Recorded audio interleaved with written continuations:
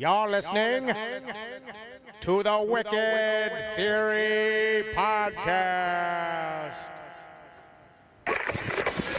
We're very happy to have you back, even for a short visit. And here we go. Broadcasting to you live from the Deanne Goa's laundry room inside the Death Star trash compactor. This is the Wicked Theory Podcast.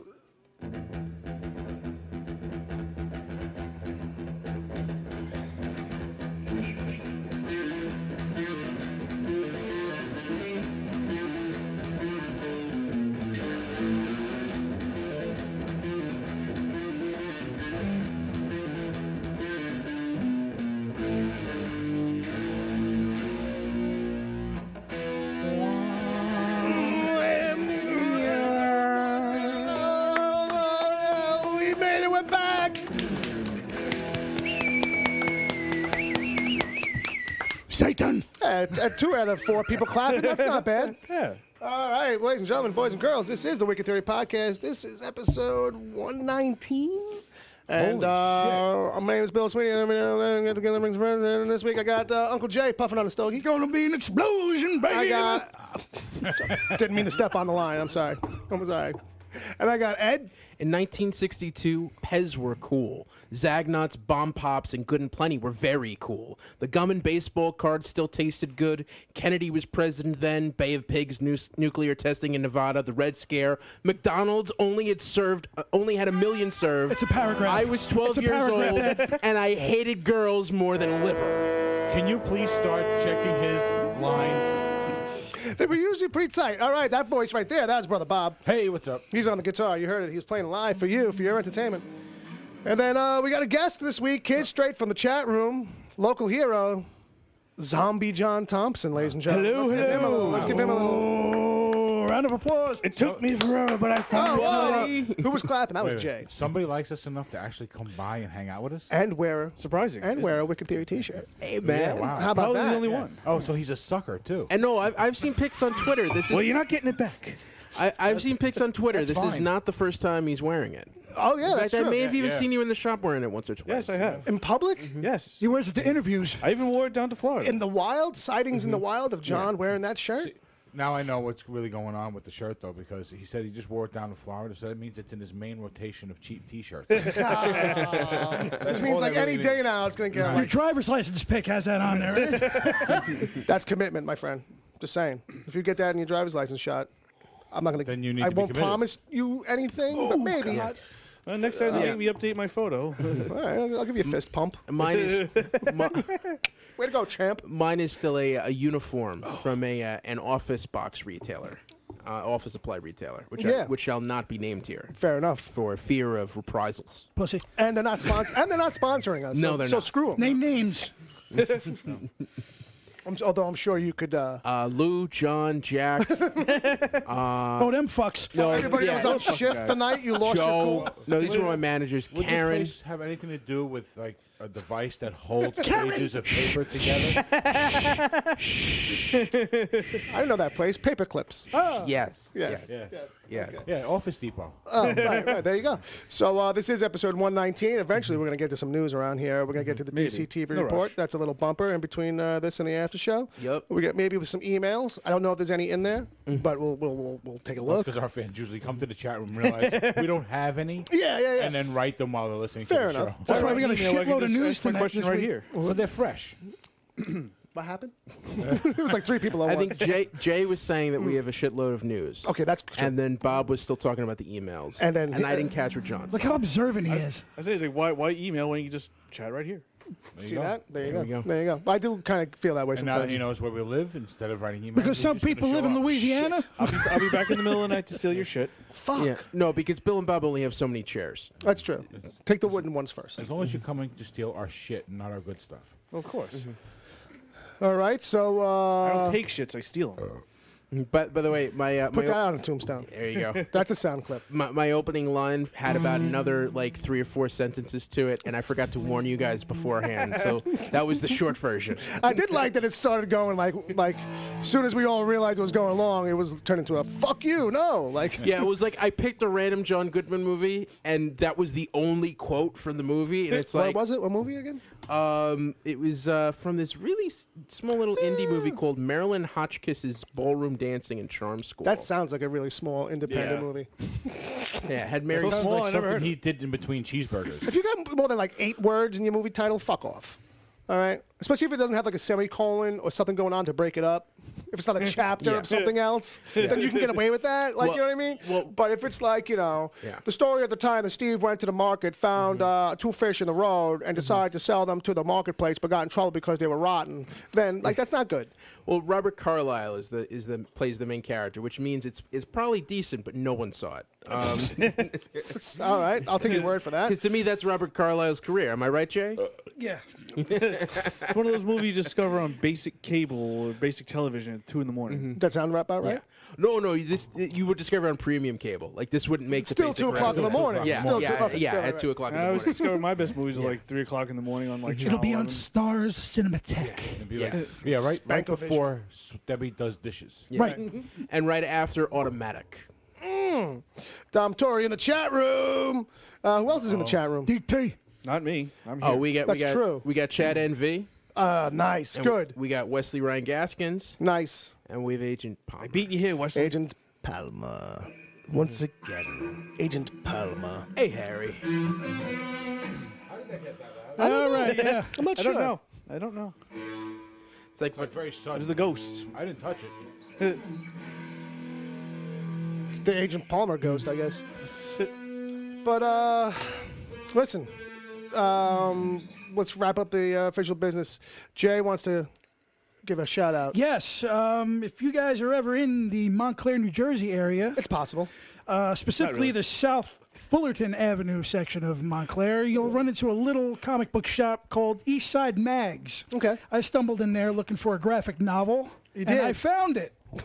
That's cool. And I like, when I go somewhere and I find what I'm looking for. Yeah, that's so, helpful. That could be helpful. the the owner operator's name is, get this, Jeff Beck.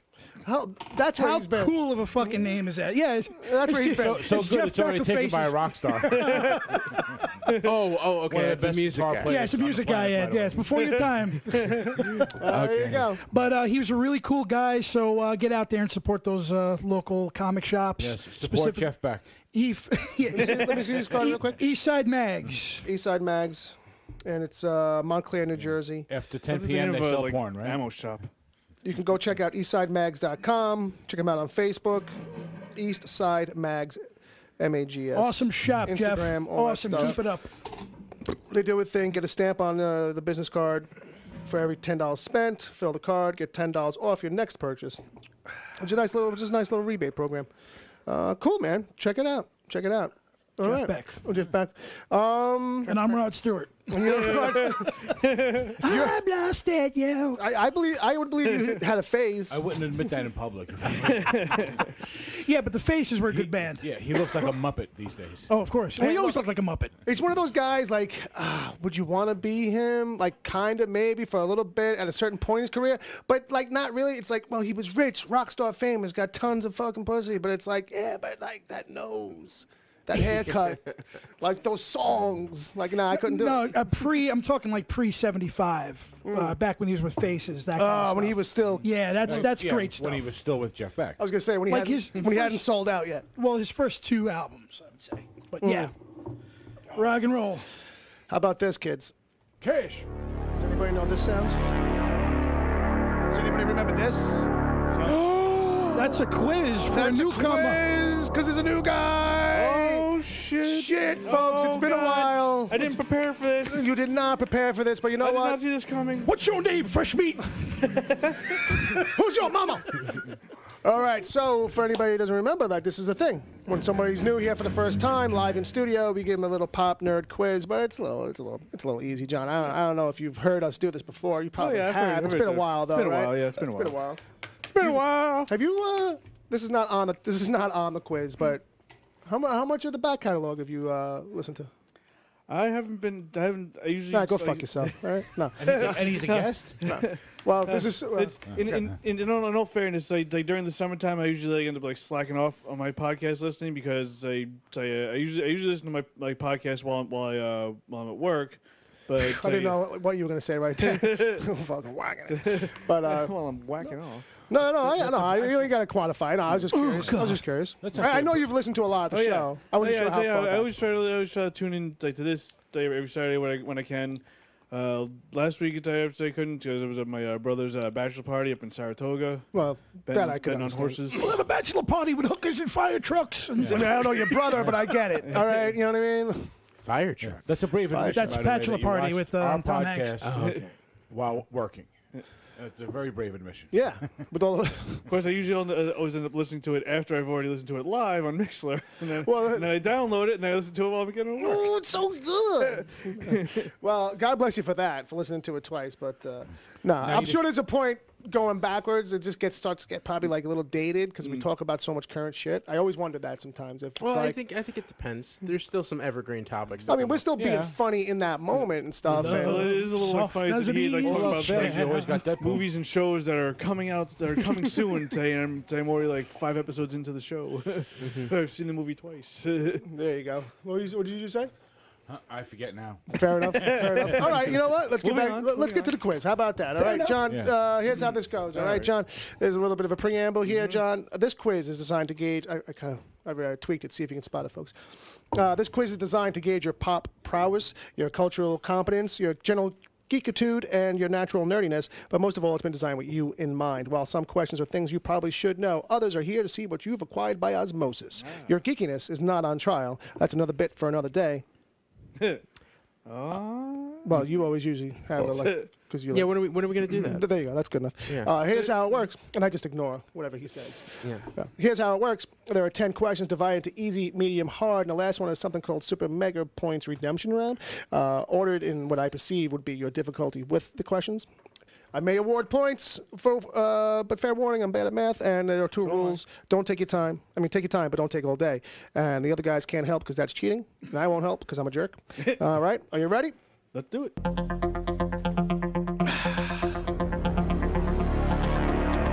enough. Bob's on bell duty, just so that people at home know who's responsible. I'm the music director. It's true. It's true. This is Bob playing the keyboard right now, too, with his foot. All right. Question number 1. What is Indiana Jones's day job? He is a college professor. Oh, shit. He got that one right. Bob? We don't want right answers. No, it's true. Well, with the quiz, we do. All right. So name a famous cat besides Garfield. Streaky. Is anybody? Who? Streaky? Who? Supergirl's cat. Oh, yeah. Okay, fair enough. Ed, with the save on that one. Okay, question number 3. All work and no play makes Jack what? Sleep longer.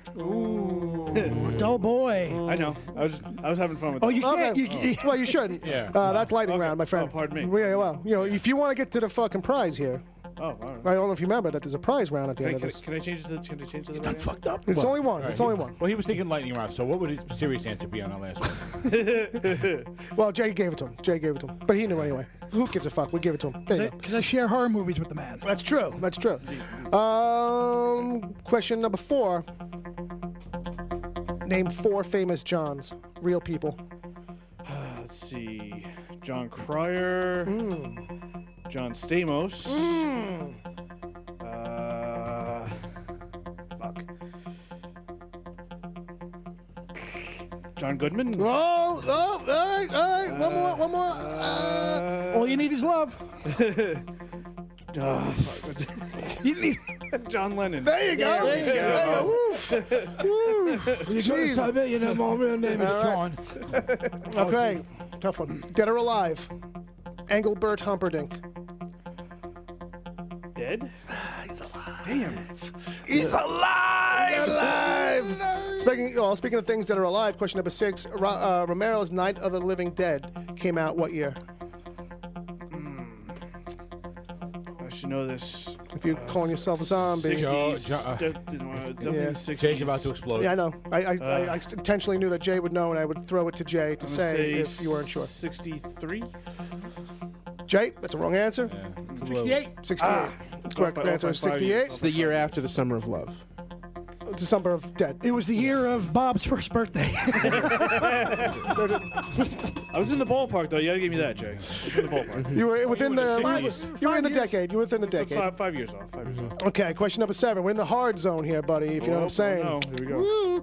All right, question number 7. What was that? Who was that RoboCop-looking guy on DuckTales? Gizmo Duck. All right, fair. That's good answer. Yep, that's right.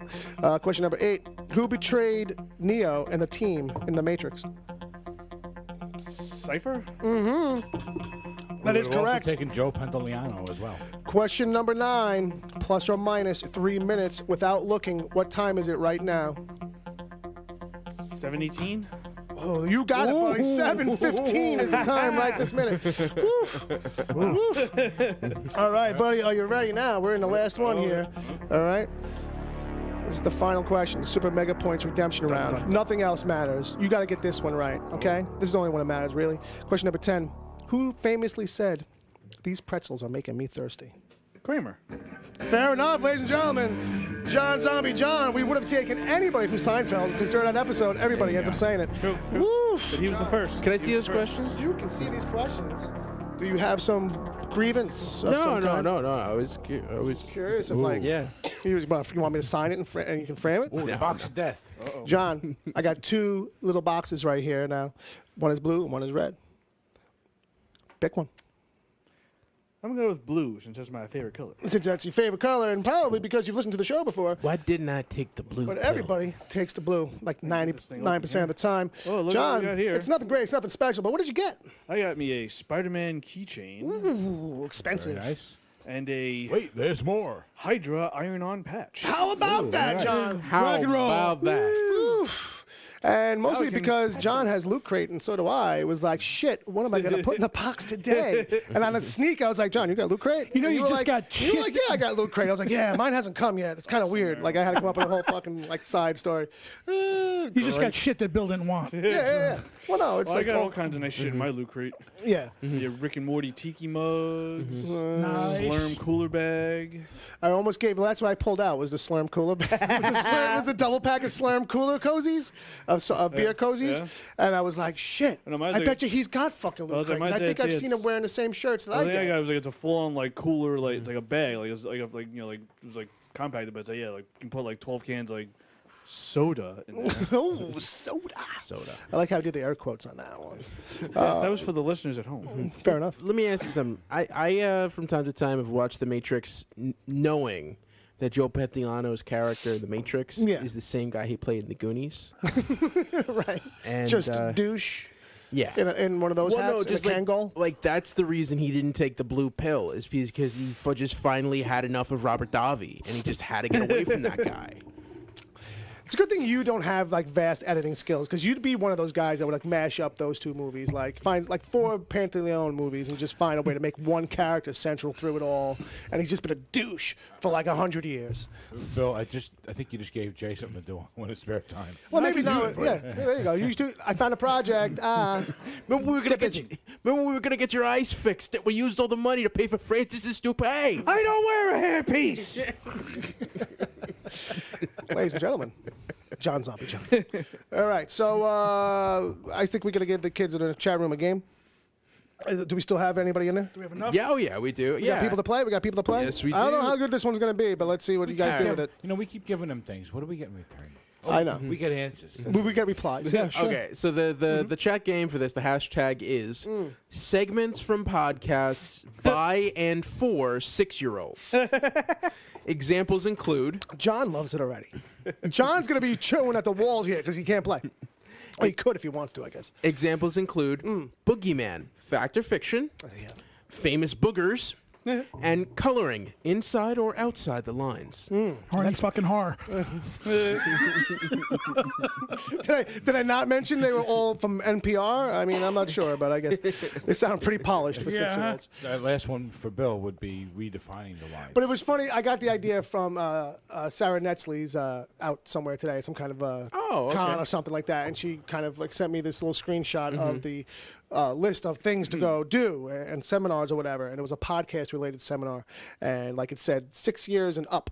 So I was just immediately like, that wasn't the thing she pointed out at all, but I was like, it's amazing that there's a market for 6-year-old podcasts, you know? So me and her sort of riffing on that a little bit back and forth. And we were having some laughs. So I figured maybe you guys would too. John, congratulations on surviving the quiz. Yay. So you can finally start talking now. Yay. All right. So if you were saying Now, if anything only- if before, only I had something to say. anything you were saying before now, no one could hear any of that. Oh. All right. Just want you to know. I was muted. What? I was muted. You were muted. I was silenced. Silence. Brother Bob, it's news time. It is. It is. It is. It's time So, for the news. in any order of things we must do, we have a. Yeah, it's Do that the thing J you to the do. I to the NGLE.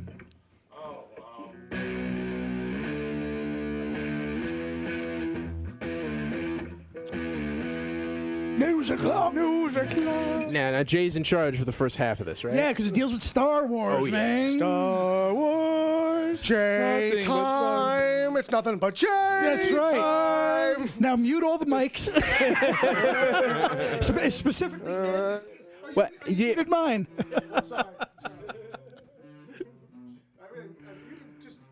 Yeah. Oh, put him up for Christ's sake. I was only kidding. Oh, thank God. Oh, I just realized I was doing a visual gag on a podcast. Oh, is that what that was? Good job. Oh. Yeah. So, Ed, guess what? Oh, what's that? They tapped Stephen Daldry Ooh. to develop an Obi-Wan film, which means the Obi-Wan film got green-lighted. Yeah. It's a standalone Obi-Wan film. Obi-Wan Kenobi. Stephen Daldry is a director of movies that I don't like. Okay. However, I did like Billy Elliot. Okay. And That kid was cute. and Extremely Loud was okay. You know, it wasn't that loud. phenomenal. It wasn't that loud and it wasn't that close. Oh, extremely loud and incredibly close. It was all right. That book I will highly recommend. But I didn't give a fuck about the reader, and I hated the hours, and you know whatever Sparrow fart movie he fucking makes. So, but How's your butt? he is A professional? yeah. He's decent. He's a decent director. All right, I'm all going right. to give it to that. You feel like this Give is him within that. his realm? Like this is a I decent. think This that is a good well, he's very lineup. British. He's very British. Well, And Obi-Wan is British. For some reason. that's all we need to go by. Well, everyone in space is British. That's true. the greatest. Yes. Unless you're like, you know, what's his name? The new guy. He's Mexican. Now That's why he was blown up. I'm just a little confused as to what's supposed to be happening in this movie. Well, it's in development. They're Well, not, yeah. They haven't given any specifics But of like, plot. isn't like the whole point to like the time between the This first is not the plot you're looking for. between episodes 3 and 4? It's like he was just wandering Tatooine as a hermit. Like he just wasn't. He doing wasn't anything. king from Kung Fu, just wandering the earth and getting in adventures. Well, from the rumor mill, they're stating that they're going to try to go to when he was real young. Oh, Like when he infant. first meets Yoda. Meets Yoda. When he fucking. So this is not going to be Ewan McGregor. Oh, well, yeah, but later on it will be. Like half the movie will be. Like Ewan McGregor will eventually catch up okay. to Alec Guinness's true age right. by the time we get to that. But I'm saying, like, did he really spend 20 years on Tatooine looking after Luke or not? He might have gotten into something else. We don't know. You can write anything, and that's the power of This Disney. boy is rather boring. I'm leaving. On another shit note, his diaper so much. I can only watch so much moisture be formed before I must leave and kill something. Oh, I wonder what they're going to do today. Oh, they're pulling more moisture out of the ground. And I'm watching from a distance. It's well, creepy. you know what? I always was a fan of the thought that Obi-Wan did leave the planet at one point and did something on the side. Oh, I'm sure he had at least one mission. Well, why not? Why doesn't he have to leave the planet? Why not just have it be an issue where he's got to protect Luke, and Luke and his family don't even know what's going on? Or maybe he got wind of something and he went to stop it You know or what I something mean? like Like- that. Right, one of those really kind of like smart movies, like that's like a little witty Right. where like they never see anything he does. Like somehow he manages to keep saving them, but they never know it's him. Right. Right. Like- Like they're in a cantina having a nice family dinner while there's a fight going on outside with him and some guys who are trying to like get in there and get them. and get them. You know what I mean? But then the fight's over. They leave, or it works its way to the back of the building as they leave. Palmer, write this down and send it off to Disney. Prompt. Yeah, I mean, and it's a 20-year span that he's on that planet. So anything, Right. you can write anything and make it believable. Sure. But also, Now this one I'm excited about. yeah, Jabba the Hutt is going to get his own film. Jabba the what? Jabba the Hutt. Okay. Now, This can be good. Will his brother it can Pizza be be in good. there? It could be good. What'd you say? The Blues Brothers? His brother Pizza Oh. be in there. this, Yeah, this Pizza the Hut. Pizza the Hut, yes. Who on his No. dad Zorba? Zorba the Hut. Yes. I read that book. Zorba the Hut. This could I'm be done. interesting. I'm and done here. I'm going home. I was talking with Bill about it. That Yeah. if they did it right, because Jabba the Hutt represents the Godfather. Yeah. In the fucking Star Wars What it universe. is. It's like he's like the godfather of smuggling. Right. It's what I the dirty, fucking edgy criminal underworld of Star Wars. You know what I mean? So if they made the movie like that, Jabba. that would be amazing. Jabba the The Hutt. Jabba the Hutt movie has got to have Boba Fett. Right. And to a smaller degree, Han Solo too. Sure. You know what I mean? Sure. Yeah. Just a cameo. Right. Have him go out and do something for him as a side thing for the movie or whatever. Right. But you're gonna have to see Boba Fett, or even maybe Django. Or that whole bounty hunter underground. You know Yeah, what I mean? Just yeah. exploit that. Right. To a large that degree. whole idea. That's a great angle. So I was thinking about it for a millisecond. I thought, this could be kind of weird. And then I went, no, wait a minute, that would be really cool. Well, what it might be interesting moving forward is seeing what kind of seeds they might be planting in like the Han Solo thing. Like, that's coming up. Maybe like, that's what what other they're little doing. doors they're going to kind of open up to broaden out the universe, even if it's rolling backwards. Even if it's like, Jabba's story that we focus on takes place before that Han movie. Like, even if it goes back, because the thing I said to you is like, well, how long do Jabbas live? Or Hutts live? Because, you could do something that's like predates the prequels, like Right. if you wanted to. If it's that kind of, I don't know though. Why That's what I'm not saying. do it? Why not do a more direct tie-in, but a simpler thing where Han gets his marching orders to do something from Jabba in the Jabba movie, but then we don't really see any of that. We get that story and the insanity that ensues from having to go get this simple thing or whatever. Oh, all right. Now here's my real question: Is in a Han Jabba movie. going to be CG or practical? Yeah, that's a Because to me, It's mocap all the way. no. You get if you don't get Andy Serkis, why are we bothering? no. We're gonna get John Goodman. Well, no, Wait, he's- we got Roseanne John Ed Goodman, here, not and now we John got video and movie stuff going on right here on Staten Island. Ed, why don't you go out for the role of Jabba? I think the thing to really ask is the Jabba marketable as a lead? Ed's gonna get fired because they're gonna find out he's a Trekkie. yeah. That's what's going to happen there. Maybe Like, we you get- don't know as Yeah, much no, as you should. I'm not saying that. I'm saying because I think that the Jabba in Return of the Jedi is a lot scarier and a lot more realistic. I 100% and a lot more agree. believable Oh, no. than any of the other Jabba stuff we saw Oh, in yeah. the special edition from the original or in Episode 1. Well, that's just evidence of puppetry done right. Right, It right. looks real. It well, does. yeah. You know what I mean? Even if it's stiff for its time and all that kind of thing, like, well, then if you do that now, imagine how good that's going to look. Right. But my point is like a realistic one, and I've thrown it to Jay. I'm like, I don't think you could do it where it's like, oh, like it's the Jabba the Hutt story movie. He's the main guy. Like, really? Like, you could only do that if this was the fan base. You could not make a character that looks like that, like some kind of other breakout, like standalone thing. Well, you Like, would have to. You got to prop it up with other characters and other things going on because, like, I don't know, he's a giant fucking slug with arms. Right. Like, you know what I mean? But So you're it's going like, to need to Maybe get we find into out he the wasn't a origin giant of slug. that. The origin of the Hutts, who they are, what they are. You know what I mean? I They weren't gotcha. always slugs. They actually were normal people walking around. Then one day they just like they got Netflix on mutations. Tatooine, and they just sat down just eating Cheetos all day, and then just lost their way. Yeah. Or frogs. I kind of doubt it. I kind of feel like they're like that from Jump Street. Like, that's the race. Like, you know what I mean? If they want to do it right, I was mentioning earlier, like you can. You could just do the formative years. You can kind of tell thing. their Yeah. history with the Empire, find out the chemistry of that. You know what I mean? They control all the criminal underground. Sure. And the Imperials know about that and let them have it, just as long as they stay out of their way. That'd be kind of cool, I think. It'd be kind of cool yeah. to see it done like in a way where it's like they're the formidable force that you see their impact Right. But more there'll than be you a see lot. them. Right. Like, you know what I mean? But there'll be a lot of aliens. There'll be a lot of fun to be played with too. I can Yeah. easily see James Gunn tackling something cool see like them that. with a level of power, that like rivals Right. the Empire. You know what I mean? That Right. the Empire has to actually respect them and leave them alone. Right. would play a lot towards all the interactions that we've actually seen from Jabba in the past. Right. You know. And so yeah, I think it'd be All right. cool. I think it'd be pretty awesome. All right, Good very news. Cool. How about Gremlins 3? Gremlins 3? Like, Really? Yeah, the script is finished, from what I understand. Do we really need to know that someone else doesn't know how to take care of a Mowgli? well, it sounds like because who was it? Columbus. Chris Columbus. Chris yeah. Columbus. From the article that it was like, he's got the script written, he's finished it. It's kind of like moving I'm sorry. forward. I'm sorry, when you said Chris Columbus, I thought, wait, are we going with a prequel now? Yeah, it's 1492. 1492. It's Right, how yeah. Gremlins first, when they first came to America's shores, on a fucking Mayflower or some Yeah. shit. Which would be cool.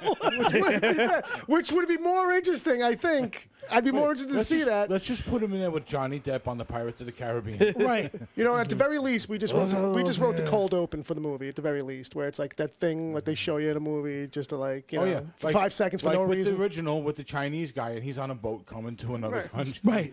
He's really like 500 years Right, old. it's the same guy. Yeah. It's the same Chris guy. Brings him Columbus. to the back of the restaurant. He puts it on the table. He's about to chop it up. But Starts singing. that's good, actually. Wait, let me turn on the guitar here. Bro. Oh, that wasn't.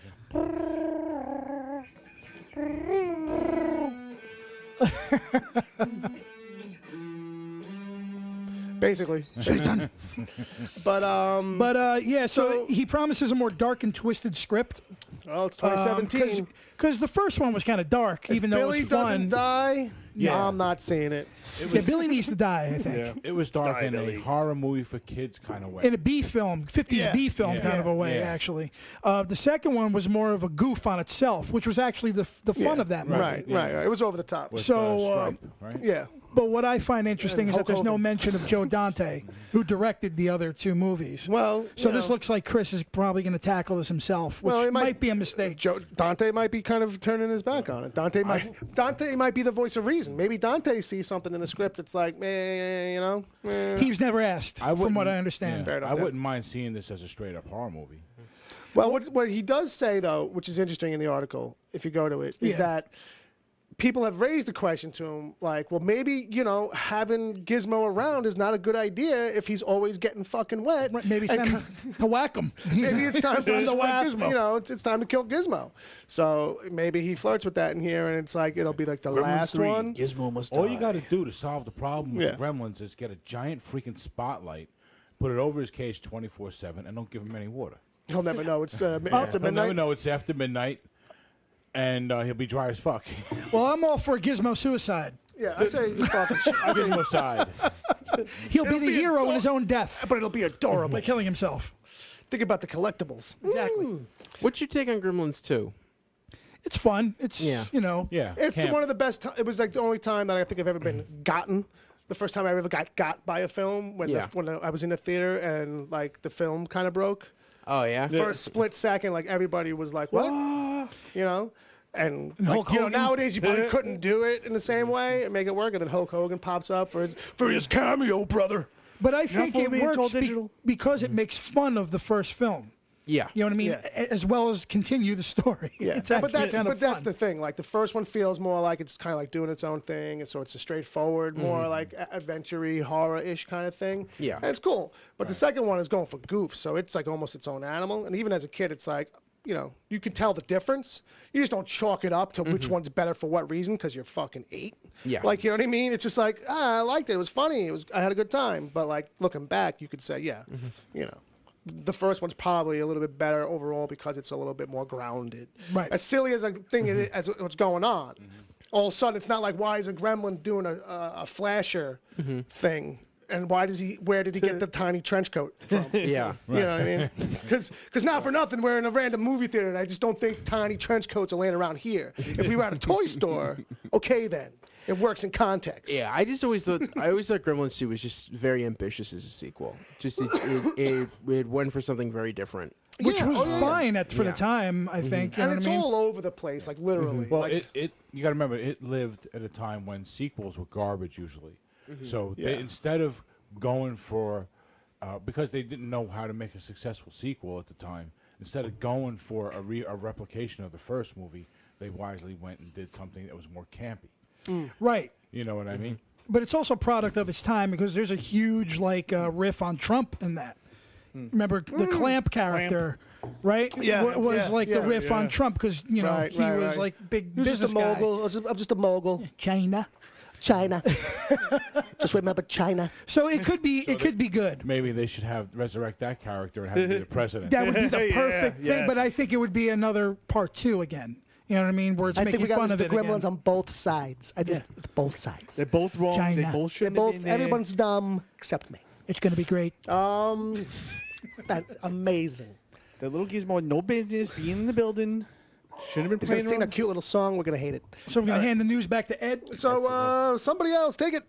All right, so Movie Pass. Yeah, what's up with that? Anyone ever heard of this? Actually, I heard read this. the article. I Yeah, heard right, this yeah. too. Yeah, so I've heard of this a couple years ago. I was just gonna say before this week. Yeah. No, but Yeah, it's a subscription service run by the guy who co-founded Netflix, Mitch Lowe. And this has been around for a while. okay.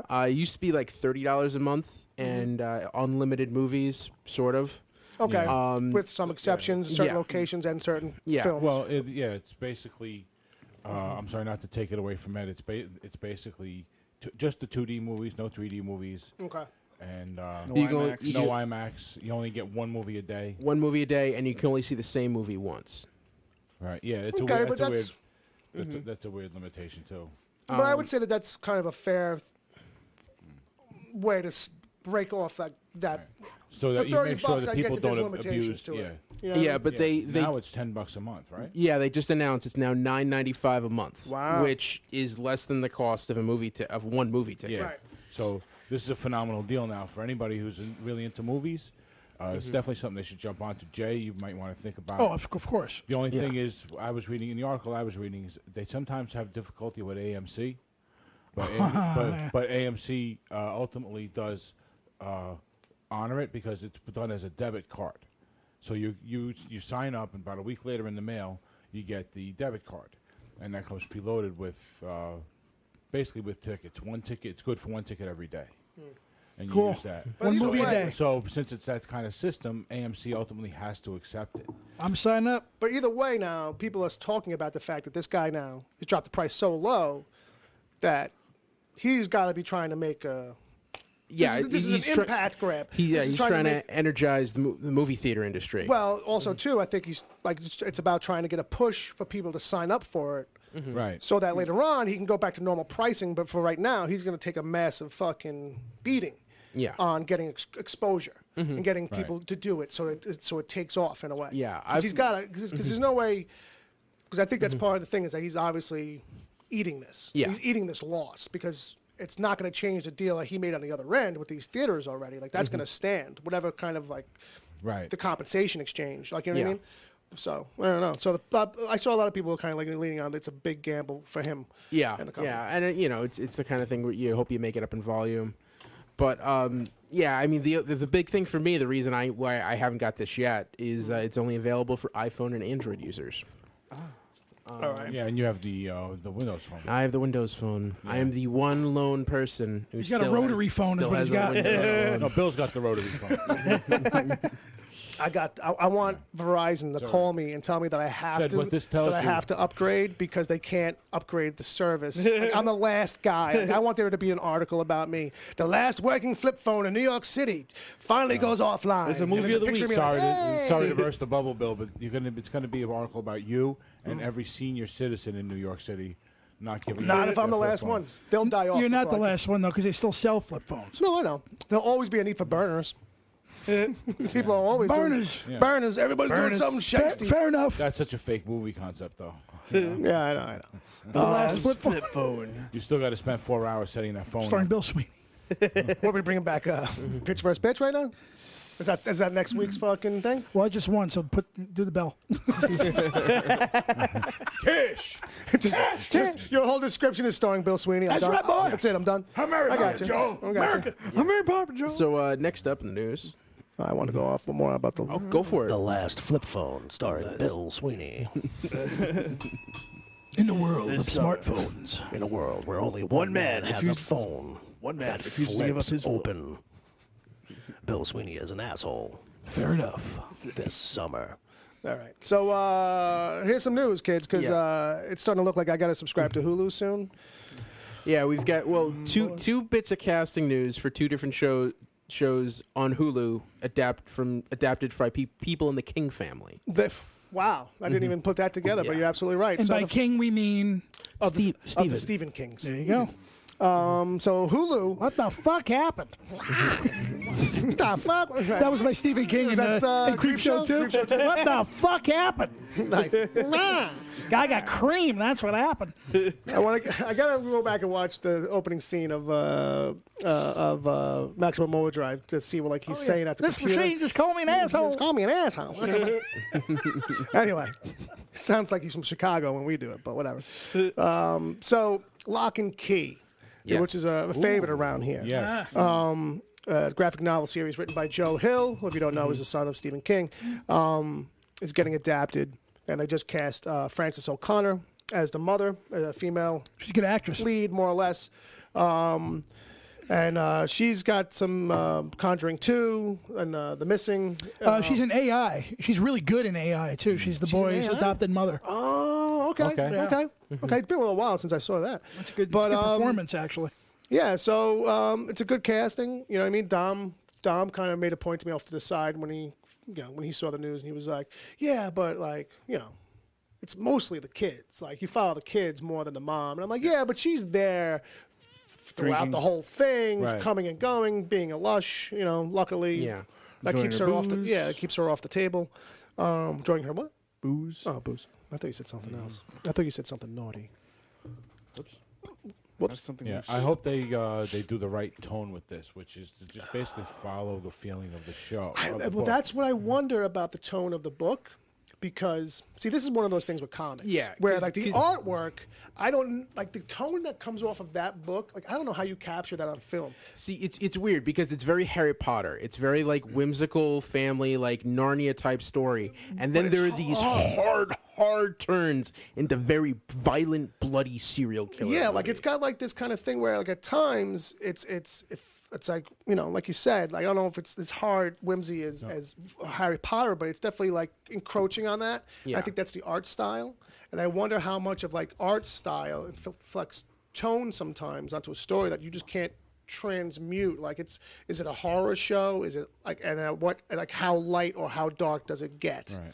It's like I feel like horror the book goes back and forth a little bit, because sometimes the art style is borderline cartoony in a way, as opposed to being super realistic. It's heavily detailed and well rendered. Yeah, but and the style is almost cartoony. And at the times. artist is Gabriel Rodriguez. We should say that too. At times, the art style almost reminds me of Calvin and Hobbes a little bit. yes, But at times, yeah. I think to do this story right, you have to go back and look at children's stories that are a lot older. Okay. Yeah, this got to have Because- a German influence. because it's got to be. It's got no. 'cause Lock and Key even Sentai pad. because even with old nursery rhymes, things like that, those things are very dark. Yeah, You know what I mean? You have to go into it with that kind of mentality. Yeah. That you're doing Original, Grimm's you're fairy just gonna tales. kind of have to scare the kids, because those stories were done so that to scare the kids into not doing those things. Right. No, yeah. Right? Hansel and Gretel friggin' died. Right. Don't wander away from home, dumbass. Be Yeah. a good kid, and we won't send you away. They're very, right, very right. dark. Yeah, You know what I mean? So that's the kind of mentality you got to go into it with. So I think Absolutely. you got to do it that way, and you got to you definitely take a cue from Harry Potter, and then I think you give it to somebody who's got a Tim Burton influence, Right. and you let them into this world too, and then I think you have a good formula. Well, I think behind the scenes, Yeah, and who do we got? Carlton Cuse. Carlton Cuse from Lost. and Bates Motel. And Bates Motel. So, and here's the thing that's going for it in He's a good. way of it being having to be creative in its own way or being different because of the things we were talking about. At least it's on Hulu. When it was going for Fox, I don't know if that tone would have actually ended up being right, or the TV version of it all, what that would have been. I don't know. I don't know, because think about FX, what they did with Legion. Well, FX, yeah, but this is Fox about 10 years ago. So it's they made a pilot too. That's it's hard to find, but you can track it down on the web, I think, which is You know, which is like valiant That's effort right. We for a talked about this pilot. before. I went looking for it. I couldn't find nothing. Yeah, which is, from what I understand, is like valiant effort and fair as a pilot, but nothing Substantial. nothing didn't seem like too special. So anyway, we're excited about that, and just to keep hearing news about it moving forward. I joked with Tom. I was like, "Oh, I think I found our next podcast." He's like, "I'm down 100%." I'm like, "Shit, I was just joking." I'm like, maybe. We'll see. I'd be up for that. I gotta finish the books, but yeah. I'd be up for Okay, that. well, it's good to I have know. to reread the books. It's good to know. Remember, Tell everybody, right? So we'll pull the whole preacher versus preacher. Go get the books now, read it up, and then we'll talk about how much is different. And be pissed off about it. Well, but what I like about it though is Joe Hill's like directly involved, but we all know how sometimes that changes things. Oh yeah, Garth Ennis is involved in Preacher and see how Right. that's going. Yeah. Well, another thing? How will cell phones affect this story? Okay. All right. So Everybody has a flip phone. see, I'm telling you, fucking flip phones are cool, man. All right. So after that, what do we got next in the news here? I kind of fucking. Another Stephen King show. Oh, okay. Castle Rock. Also from Hulu, coming soon. Yeah. Not the production company, the TV show, which pulls up a bunch of classic Stephen King stories together, weaves them into each other. Right. Just cast Scott Glenn. Ring that bell.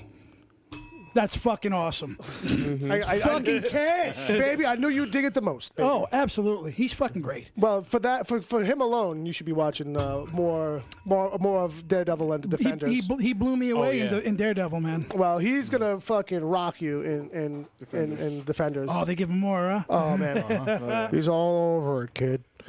And he's going to be playing Alan Pangborn, who is if you've read a bunch of Stephen King stories, he's like the sheriff of Everything. Castle Rock, who pops in and out of a bunch of different stories, has his own. It's tailor-made for him, man. Yeah, like he's all over the Dark Half. He's in and out of the Dark Tower stuff. But interesting to see how they're going to weave all those kinds of stories and tales together, because they list things, we've talked about it before, but they list things in that show that's like, I could have sworn that's a property at another company, but all right. You know, as long as I've been around, Scott Glenn's been fucking bringing it home. Oh, man. absolutely. You know what I mean? That's what's Absolutely. great about him, man. Every time you see him, you just know you're just going to get something really cool. Yeah. Absolutely. I was telling Bob last night watching Defenders, like watching him and Matthew Cox both be blind is like watching two guys try to like out blind each other. Like who can look off to the left in a more convincing way, like, you know what I mean, while doing something.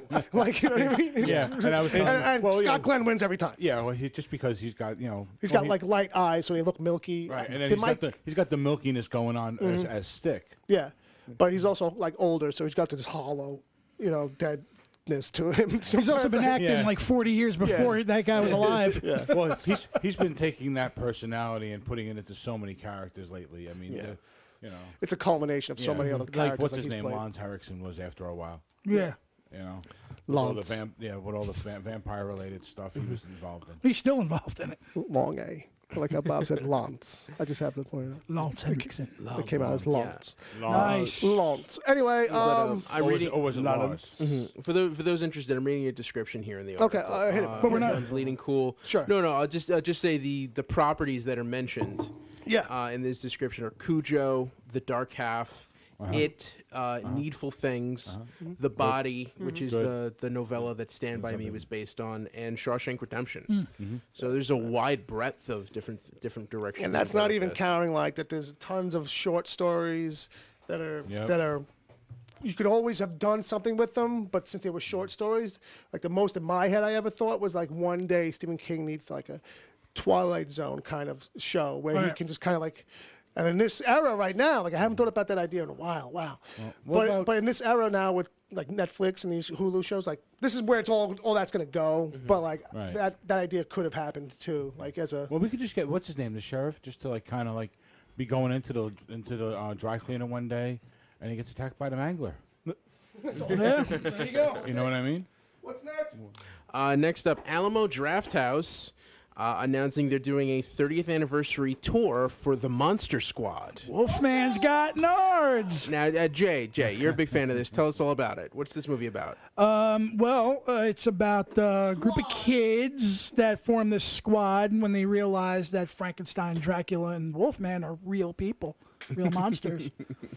And that's pretty much it. Yeah, but it's done in that Goonie style. way that it's 80s. Right. Isn't this the great one with fun. Howie Mandel? No, that was Little Monsters. That's Little Monsters. A lot of other films, though, did follow that, That kind of formula. that staple that the Goonies set in place, I think. Now I'm seeing a picture here, and it looks like it includes those three: Dracula, Frankenstein, Wolfman, The Mummy, the Mummy, and the Creature from the Black Lagoon. Yeah, and this actually. Which, by the way, is now all the Klingons in the new Star Right. Trek Yeah. TV series. is this pick from the actual movie? Yes. Oh wow, because those actually look really like the Creature from the Black Lagoon. They went for the classic design But horror movie you know what? from what was it, Universal? Yeah, Universal. Yeah, these are the Universal monsters. But like, this is an example, man, where like, don't knock practical effects. Don't knock like heavy makeup and prosthetics and stuff. I've Rubber never suits mocked it. all the As a way. horror fan for many years, I've never mocked practical effects. Yeah. Have you watched Face Off?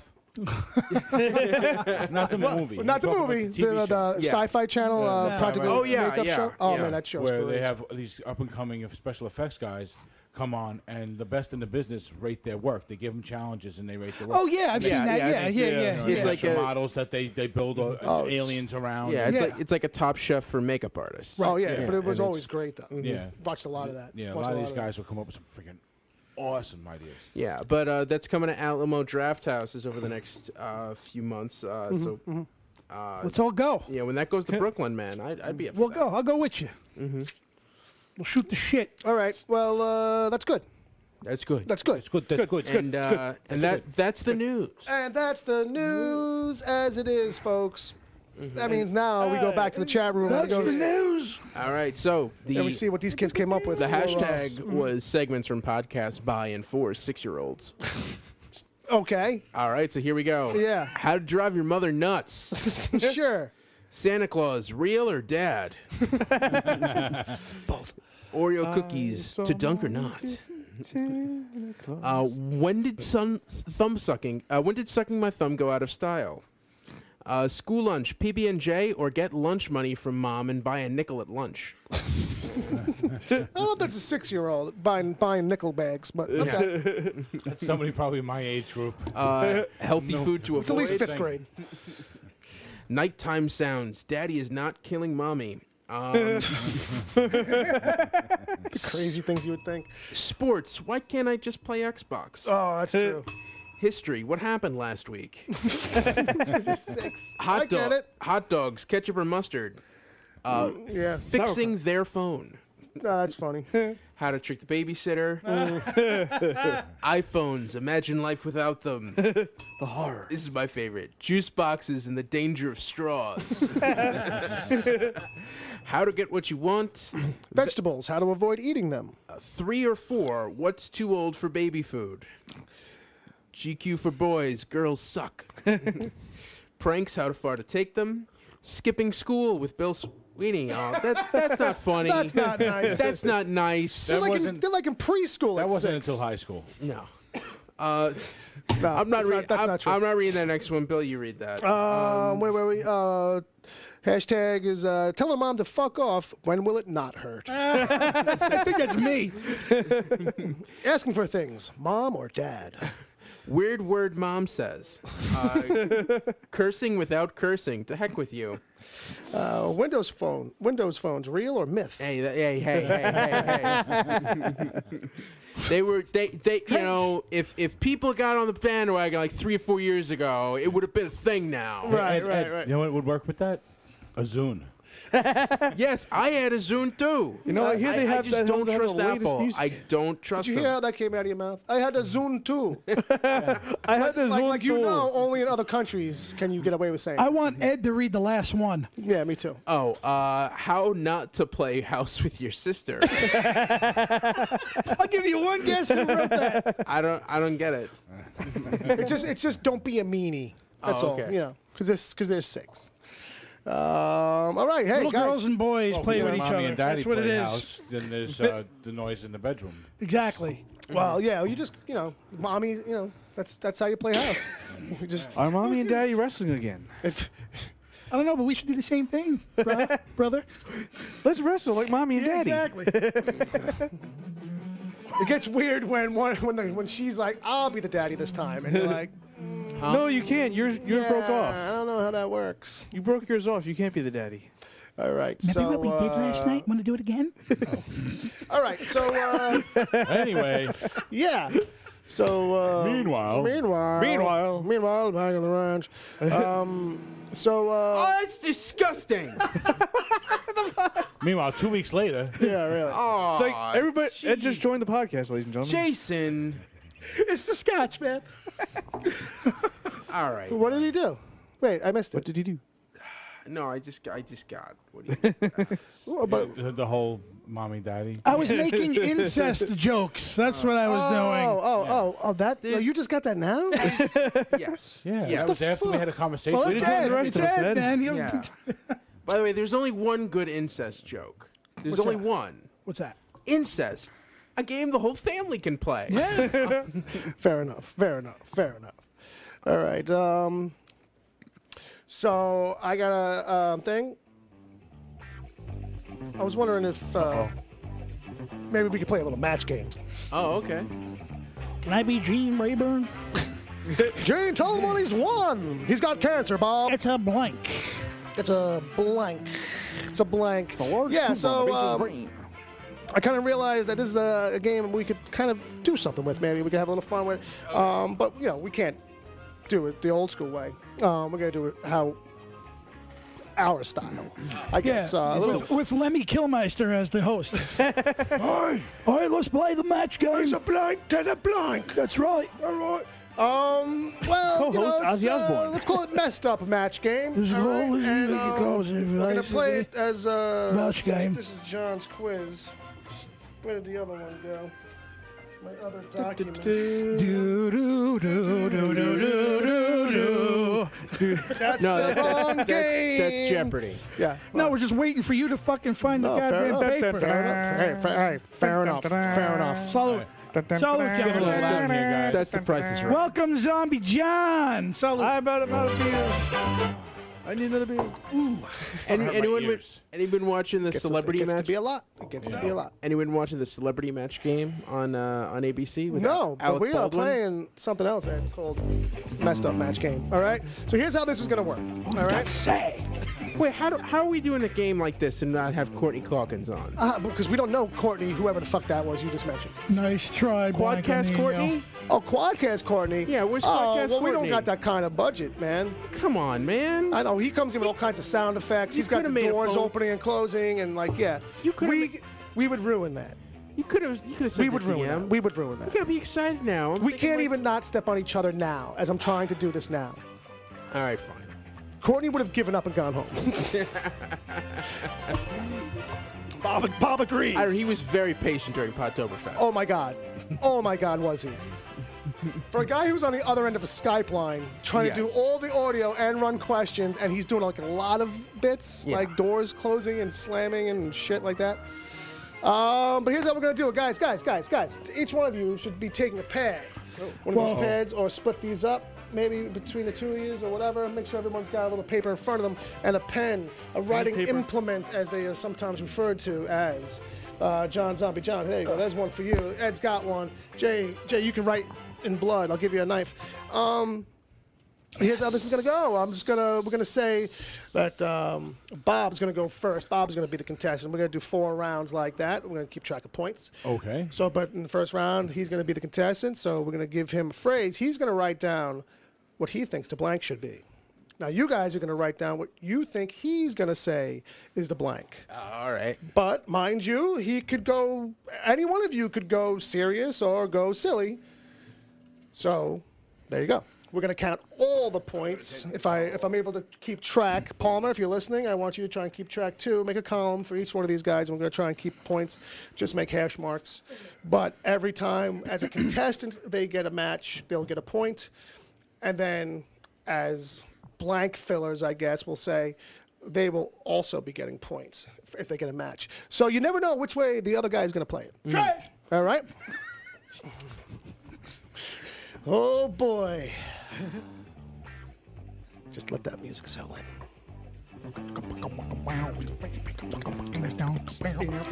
It is like the worst porn music ever. All right.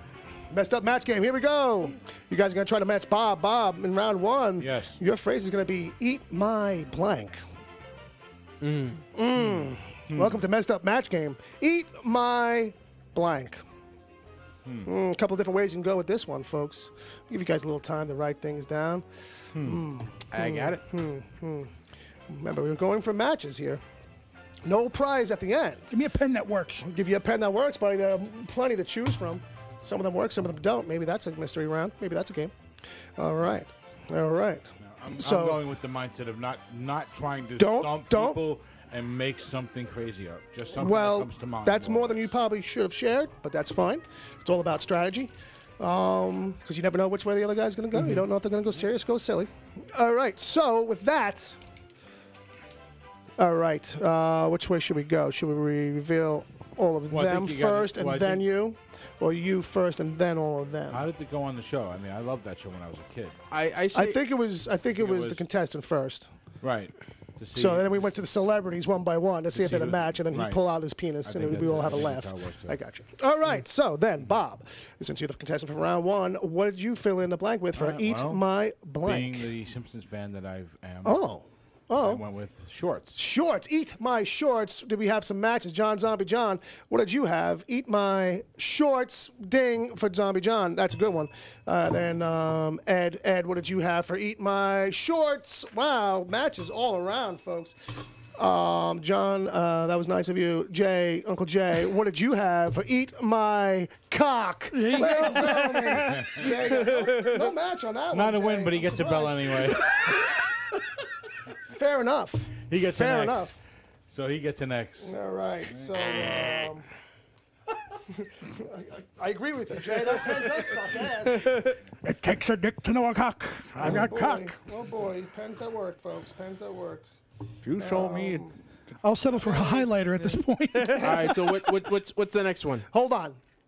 I wasn't find a prepared. working pen here. I had to find a working pen. More important things at stake. So Bill, there's about 15 steak. pens right Jay, here. Ed, Bob. Why don't you write it in cigar ash? I should. We got plenty of that. we got plenty of that. John is a guest.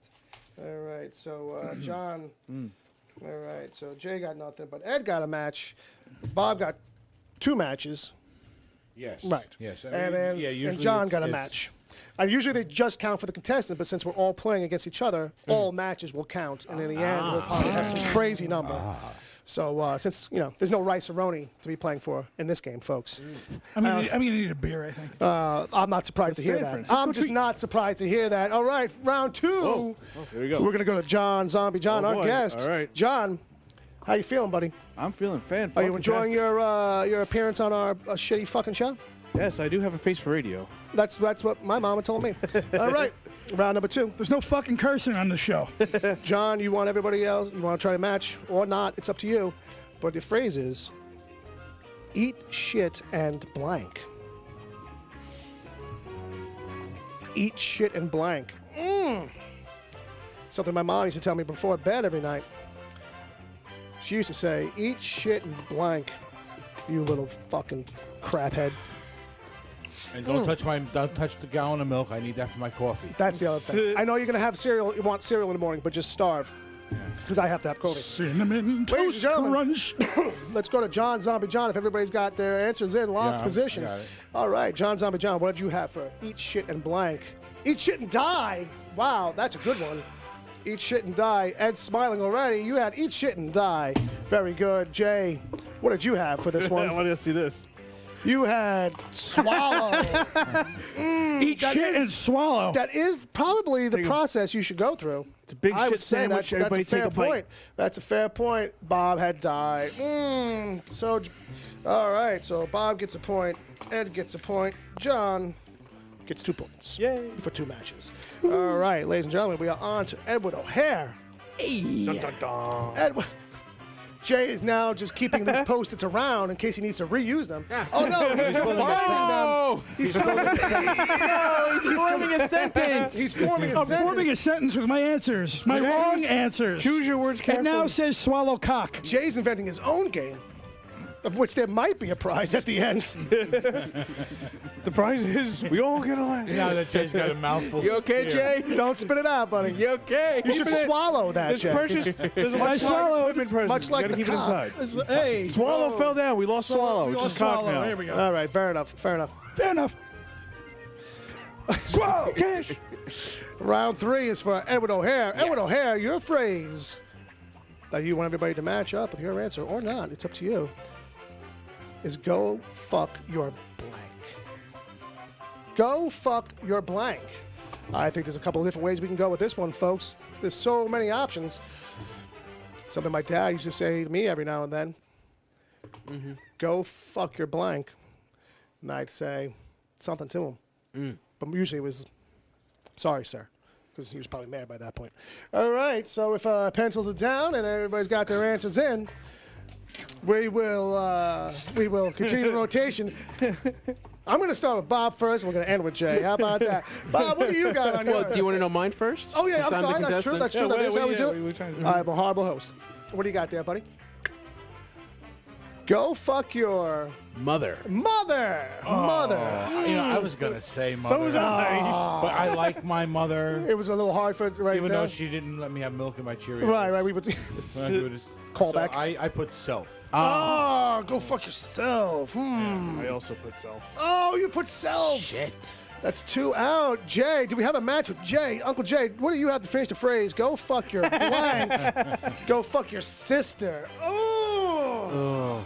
There were so many options of things you could go fuck. Full on caveman sense here. Quite, Sister quite, swallow cock. Quite the, Sister swallow cock. I'm guessing She the a next nun? one's gonna be, please, sister, swallow cock. oh, boy, oh, boy. Well, we'll see. We'll see. Well, folks, round 4, if you're ready, is going to be Jay's round. Oh, jeez. I hope you're ready for this. Just There's think as dirty and perverted as possible. No problem. There's nothing wrong with There's, sister. there's- Sister's not a dirty word. See, we already got clues though. But when you combine it with swallow and cock, well, let's strap in for this one then, folks. Okay? Because or should we round strap 4, on? round 4 with Uncle Jay. Suck one blank, and you're a blank sucker for life. Suck one blank, and you're a blank sucker for life. That's Well, he's it, already- folks. Hope you've heard this phrase before. Suck one blank, and you're a blank sucker for life. Okay. You know. So that's your phrase that pays here on the Z Morning Zoo. Okay.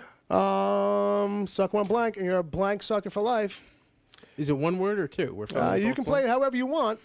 I think in the original phrase it is one word, but there are 2 blanks.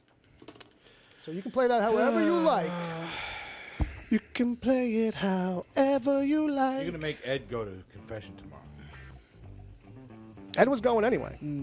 He's No. weekly. He's there on schedule. It's 3 o'clock on a Sunday. No, I actually been to confessional a long time. Right behind Matt Murdock. I haven't taken communion in a while because I haven't gone to confessional. All right, I think all pens are down.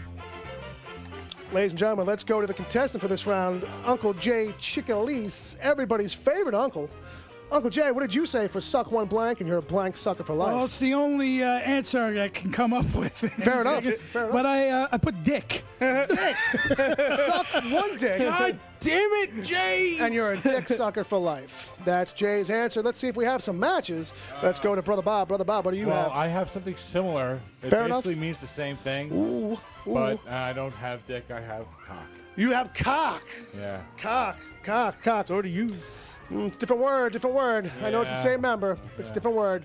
John Zombie John, what did you have? You had asshole. Suck one asshole, and you're an asshole for life. Never heard that one, but I do like it. And suck ass. And then Edward O'Hare. Edward O'Hare has cock. Ladies and gentlemen, Edward O'Hare has cock. Did me and Bob get a match? You and Bob can, dock your cocks. You guys can do that. No, that's quite all right. If you don't know what that is, kids, don't Google it. Did you plug my computer in? Did your system fail? Yeah, no. My computer's Battery my is running battery. low. Sorry about that. Battery. Technical difficulties. Battery low. Jesus Christ! Oh God. Thank God I I'm back. Thank you. Ladies and gentlemen, I'm back. Thank All you. right. And we're so, back. Gonna be an explosion, did we have baby. 0 matches for that round? Is that how that went? 0 matches. 0 matches on any So now side. I believe John and Bob are tied. Well, we could do that. We could say that. I don't know if it's true. I don't know if it's true. That might mean my math is my off. If hands you are were keeping free. track, I'm going to go with you, Ed. Yeah. I'm sorry, but my hands are free. My legs are free. I'm not tied in any way. Well, I had There you 2, go. and I know I wish I had a drum. John and Bob had 4. Right. Yeah, I had John. I guess I missed a round. But I do have them tied from the previous round at 3 and 3, so I guess that holds. Yeah. Jay, the further adventures of Jay's new game is putting up his answers from earlier. What does it say, Bill? It says sister swallow cock dick. Cock and dick. Oh, there's a Put plus. Oh, There's now a you put a plus plus sign in. there. Oh, okay. To make all it right. fit. I thought it was just a cross, which Exactly. implied to me that this is a nun. Sister swallow cock You're and talking dick. about a nun. Sister swallow cock dick. I thought maybe. Cock and dick. It's cock and dick. I thought maybe it was like Is a Native American Is name the or something. dick spotted at least? It's spotted dick. Spotted. Spotted. You know where it's been spotted? Tiebreaker. You can find me at cock and dick on Yahoo. All right. All right. So here's how a tiebreaker is going to work, boys. I'm going to give one phrase out. These two will answer. You will both answer the same.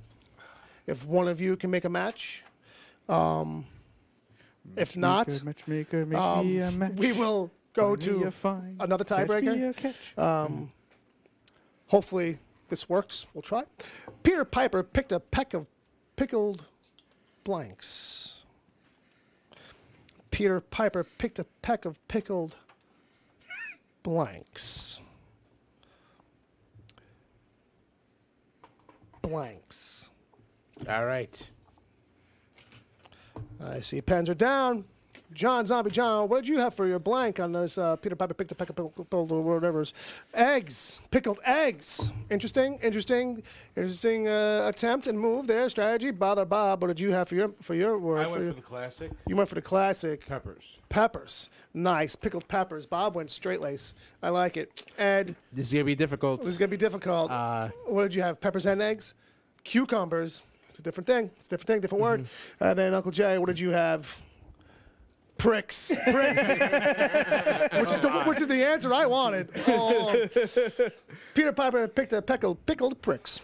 And then seems to be a pattern running here, Jay, as I look across Somebody's these words. sister's a whore. There's cock and dick and There's a lot of that going around. All right, so You don't spit. so we had no matches there. Let's try one more time. Sally sold blank down by the seashore. Sally sold blank down by the seashore. Have fun with it, guys. Sally sold blank. You know what? I'm just gonna go for it. Just forget it. Just forget it. Forget it all. Just gonna go for the gusto. Yep. Just think about Leisure Suits. It's the 1970s or late 60s, something like that with the show. All right. All right. right. Bob's got a hand up like listen. Sally sold blank down by the seashore. Trying to go for the win. Gotcha. And knowing I got to get a match with at least one person. Okay. Right. I went with knowing that someone's got a dirty mind. So Sally sold I said blowjob. blowjobs. Sally sold blowjobs down by That the was the seashore. first one I thought of. And then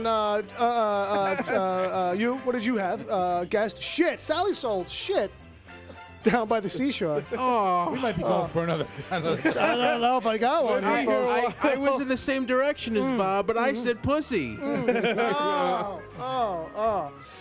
All right, Uncle Jay. It falls Still no on you. match. Just so you know. It's never gonna end. It's never going to end. Uncle Jay, what was your answer for Sally sold her ass down by the seashore? Oh, man. All right. I do have one more. We can try it again.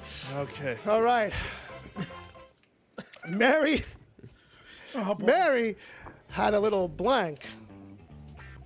Its blank was white as snow. So this is going to be 2 words, probably different. Mary had a little blank. Its blank was white as snow. Well, it could be 2 words. It could be. It could be 1. However you want to play it. But it's not. Repeat it again. Mary had a little blank. Its blank was white as snow. Mary had a little house. Is this one word or two? You can play it either way. There are 2 blanks. There are 2 blanks, and you could play either way. Mary had a little blank, and its blank was white as snow. You okay, Jay? The chat room is having a blast, by the way. You okay? Yeah, I'm fine. You all right? Yeah, I'm fine. All right. You all right? John, I went crying? last time. You go ahead this time, John. Yeah, fair enough. Body that off. Kind of couple. You go. Sven? John. His name is John. John. John. Say that loud, John. Mary, would you like to fill in the blanks here? Mary had a little cunt. Her jizz was white as snow. Fair enough. Okay. All right. So, She's not the Bob, only one with a dirty mind around here. I went with, again trying to get the odds in my favor here. I do not have a dirty mind. So I went I'm with sorry, your dirty mouth. I went Dirty with mouth. Dirty mouth. pussy.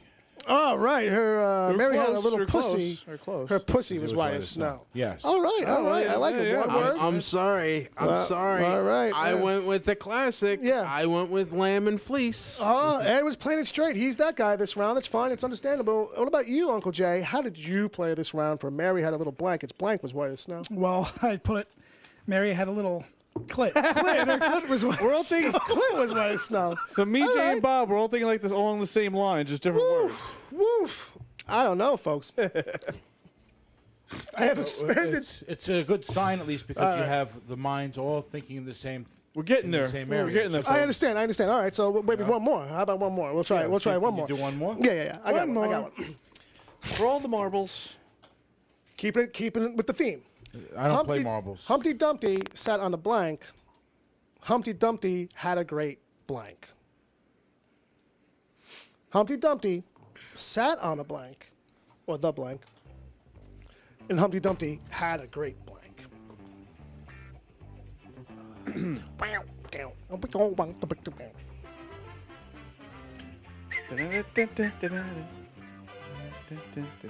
Humpty Dumpty sat on a blank. Humpty Dumpty had a great blank. Something like that. We'll allow for a little wiggle room. Wiggle indeed. At this point of the game, when we're in double, triple overtime death match. All right. Actually, quadruple now. This is the fourth one. That's true. All right. Anything to break this tie, folks. All right. So we started with John for the last one. Bob, you All right. kick us off here. Humpty Dumpty sat on a. All right. I'm trying to process elimination. Fair enough. And the list of clues that I have. On Jay's running tab that Yeah. goes across his microphone arm. Clit sister swallow. So I know cock, those aren't going to be done again. Possibly. All right. I used 2 different words this time. Okay. Fair All enough. right. Dildo Humpty Dumpty sat on a dildo, and time. and Humpty Dumpty had a great time. I bet he did. That's I fantastic. bet he did. Ooh, John Zombie John. Cock. Both times. That's the kind of guy you are. Humpty Dumpty sat on a cock. Humpty Dumpty had a great cock. All right. All right. Full So of yolk. we changed strategies this time. He went with the one word. Right. And I went with the 2. See, I mixed it up this time. Okay. I said that Humpty Dumpty sat on a wall, but Humpty Dumpty had a great ass. That's a left turn right there, folks, in case you weren't paying attention. I'm sorry, Jay. Your clit fell. I'm sorry. I had to post Can you it pick it back up for down. me, please? I did. Thank you. It's a little. It doesn't want to do Much appreciated. like a real one. It doesn't think- want to do what well, I it has want to. mileage. It's got I mileage. believe the Clit Commander appreciates your efforts, Bill.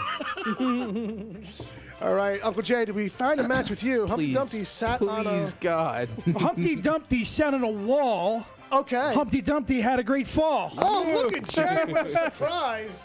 With the surprise Can you find play some of room in playing there it for straight. I played it straight. Yeah. Ladies But- and gentlemen. I think Ed got half of it right, so I think we should declare Ed the Well, winner. no, this is just between Bob and John now. Right, we're just trying to Yeah, get we're one just trying guy to match. They All right. just one of them is trying to match You up. see what I did there? Lob a softball in. Oof, oof. I'm trying to drum up another one, kid. I only wrote down 2 overtime tiebreakers.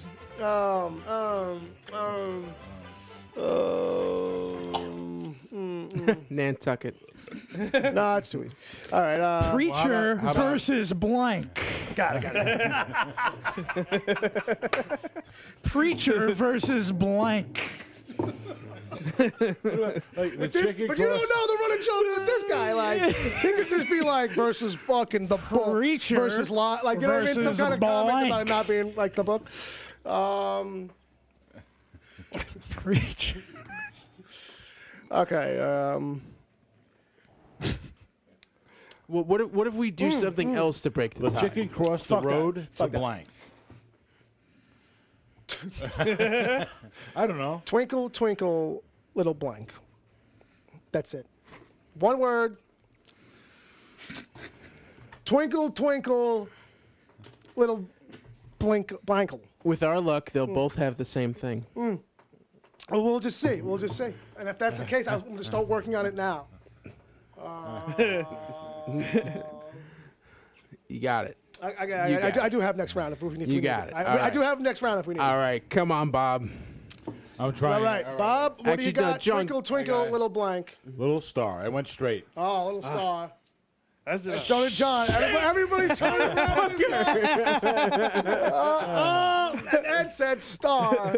What did Jay say? Twinkle, twinkle, little sphincter. And I was thinking asshole. So we are still tied. All right. Well, the Just show give me a end, moment. ladies and I just want to make sure I got my. I just want to make sure I got my phrasing right. How many sheets are on this little pad? When are you running out? Someone's gonna have to run to Staples. Oh, I'm and get going to some the more. diner after this, boy. Yeah, it's funny. Okay. This one's a little bit of a retro, but you can play along anyway. You may not know it off the top of your head, but it's from something back in the days. Back in the day. You take the good, you take the bad, you take them both, and there you have the blank. You take the good, you take the bad, you take them both, and there you have the blank. You take the good, you take the bad, you take them both, and there you have the blank. The blank. Hubba, hubba, hubba. Who do you love? Who do you love?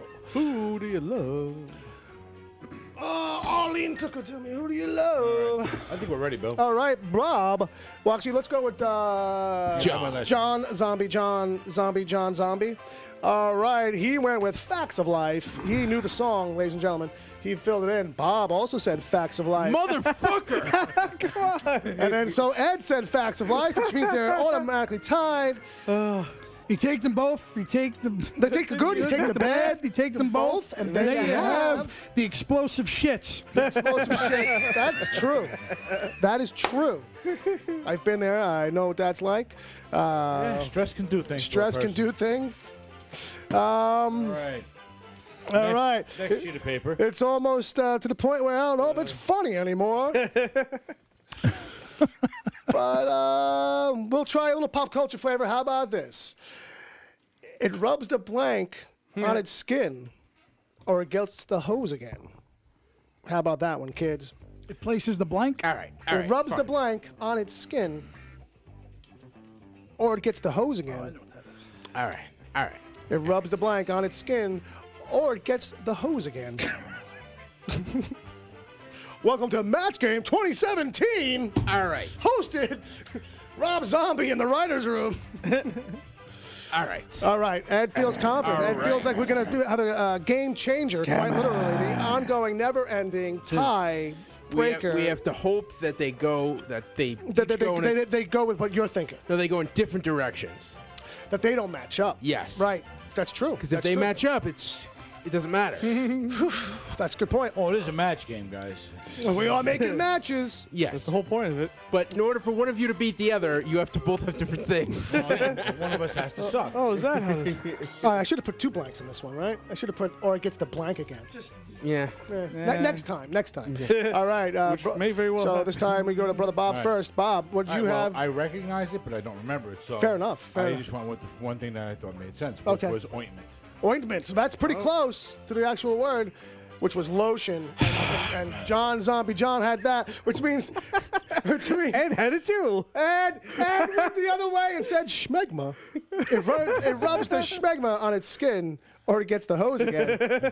Channeling Uncle Jay for a moment. Let's see what Uncle Jay said about this one. Yay! With lotion, which means John Zombie John takes the final point. Congratulations, dear. Congratulations. You win one invisible box of nothing. Oh, boy. It's already at your house. Oh, wow. It's in the corner. Don't trip over it.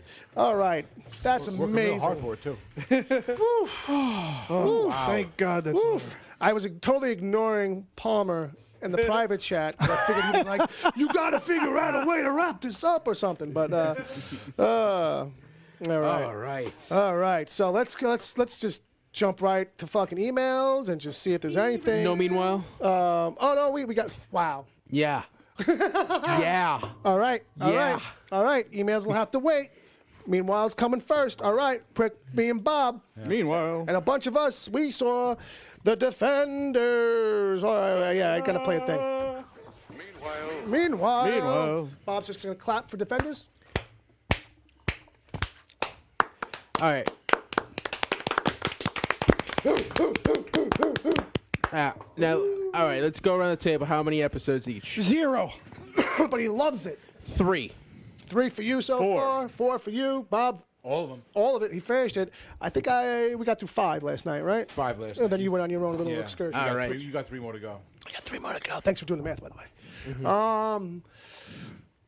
Yeah, I don't know, man. Digging it. Digging it. I'm liking it.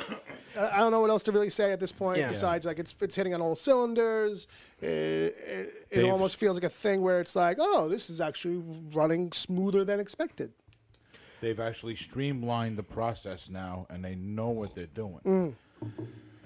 You know, That's how it feels. Yeah, and they've managed to, at least, I'm sure you guys can acknowledge this to a certain extent, that Danny, they're managing to take away some of that wussiness Yeah. from the results of the 4 episodes of the disastrous Iron Fist. So there's that. Agreed. Yeah. Agreed. And I mean, or at least playing it more believably when he is kind of coming up short as a character. Right. Like, when he is kind of like they don't say it literally, but when he is like kind of like young and inexperienced and a little naive, Right. they call him on it, like Yeah. that kind of thing. And So which is it's- cool. And It he's feels not real. coming off as whiny. Yes. They're making it seems like they're making him less whiny as the episodes go What on. the fuck was that? Was that a sound effect? Someone's eating green That beans. sounded like professional Foley art. Oh my god. That was like an apple. Anyway. That's Flashing pickles. That's what. Classic pickle. Now, did anyone Classic. feel like this was a slow burn? Because I feel like I'm 3 episodes in and not much has happened yet. It is a bit Well, of it's 'cause a you're little 3 bit of slow episodes in. build. yeah, that's because you're 3 episodes in, and right that's- now it's and that's they've- where it's they've- all- yeah. At this point, it's all come together. So now you're going to start taking the ride. So the roller coaster. So It enjoy. felt. I was worried because I had heard that too. I think maybe it's a matter of like just how it hits certain people. Because I didn't feel like it felt too Right. slow. Oh, it could feel that way. Breathe, Bill. Breathe. No, tell us how you really feel. No. He wants someone to talk on the show while he's coughing. So anyway, we were talking about I edited a lot of those last ones in. Jay, could you please just take those down? take what down? They're not in your face. It says swallow cock ass cunt in my face. It's in my face, Ed. Cliff don't know says why to it's swallow bothering cock you. plus dick pricks. It's not bothering. leave it I up. mean, sometimes he's hiding behind it, which makes it hard. It's decoration. Like he wants me to have it's to look at decoration. It reminds me of John Valby. You know what this Dr. reminded me Dirty. of? Like It's not even all there. You got lotion, Ed, sphincter. you know what this is with him with the post-it notes now? This is Wall like and when fall. when someone starts decorating their cubicle. Oh, yeah. You know what I mean? Explosive 'Cause they've been shits. there a while. But I need to start doing that. okay, before I had my coughing fit, Yes. which is sponsored by You were talking about slow burns. wherever Jay gets his cigars. My cigar is out, my friend. That's I'm your not blaming cigarette. it. I'm not blaming it. I'm just saying they're a sponsor. Smoky Smokehouse, Route 9. No, it's the deli around So the Speaking corner. of yeah, slow where burns, were we? 'Cause it slow was- burns, and the fact that like it could feel like to some people it takes a little bit to lift off, but to me, I was telling Bob, I was like, if they had like got everything kind of like going out of the gate in episode 1 and like halfway through 2, it would have felt like rushed, and you would have been Right. later on feeling like it was lagging. I feel like the pacing was actually pretty good for me anyway. Okay. Yeah, overall, definitely the pacing was really good. You got to remember that you're you're bringing together 4 characters who we already know, so we're not learning about them like we usually do. So the events may come off as being a little lackluster because it's just about bringing them together. Yeah. You know, and you got to tell 4 individual storylines that ultimately go to one point. Sponsored by Diet Pepsi. Jesus, I'm just feeling like this feels a lot like the first Avengers movie to me, but we're at the point now where the first Avengers movie was done in time. Fair enough, but it does kind of have that kind of like, you know, a little bit of that like, where's it kind of going? What's the deal? Like to me, like as far as like villain, just Sigourney Weaver is just wandering around, doing weird stuff and being mean to people. But I don't really understand. A lot of times, as soon as I started feeling like that about a bunch of different little things, like either it happened or like it happened kind of like not long after I started thinking that, like when am I going to find out something about this lady? Well, would you like to know about this lady? Like that's basically like what the show did. Like it was like kind of like that with the pacing. It's only 8 episodes, so it's like once they get past that 3rd episode mark of setting up and making them all meet up, then it's kind of like rock and roll. Right. And not to give much away, but Bob did tell me like the last 2 episodes is like. Basically, that's like a runaway, that's like the runaway train kind of thing. Yeah, it's more or not less like a literal thing. I'm not spoiling. I'm just saying. It's just the whole story comes together in those 2 episodes. Everything, and it's basically how did I put it? You said it was like a 2 episode, like the final battle is like a 2 episode thing. It's because there's a lot of tension that comes together in the beginning of the 7th episode. So it feels like that happens kind of quick, and then you start having what essentially is like the last act of a movie. Okay, so 2 questions. Does Daredevil get back in the suit? Yes. Okay. And does Iron Fist finally wear his suit? No. Shit. All right. Although I have seen images with him wearing the suit. Mm-hmm. I don't know if that's just like some kind of art, like online artwork that comes with when you're doing searches for this kind of stuff. Mm-hmm. But it looked like someone had taken an image of the 4 of them and kind of done art over it so that it resembled Danny. Oh, okay. In the suit.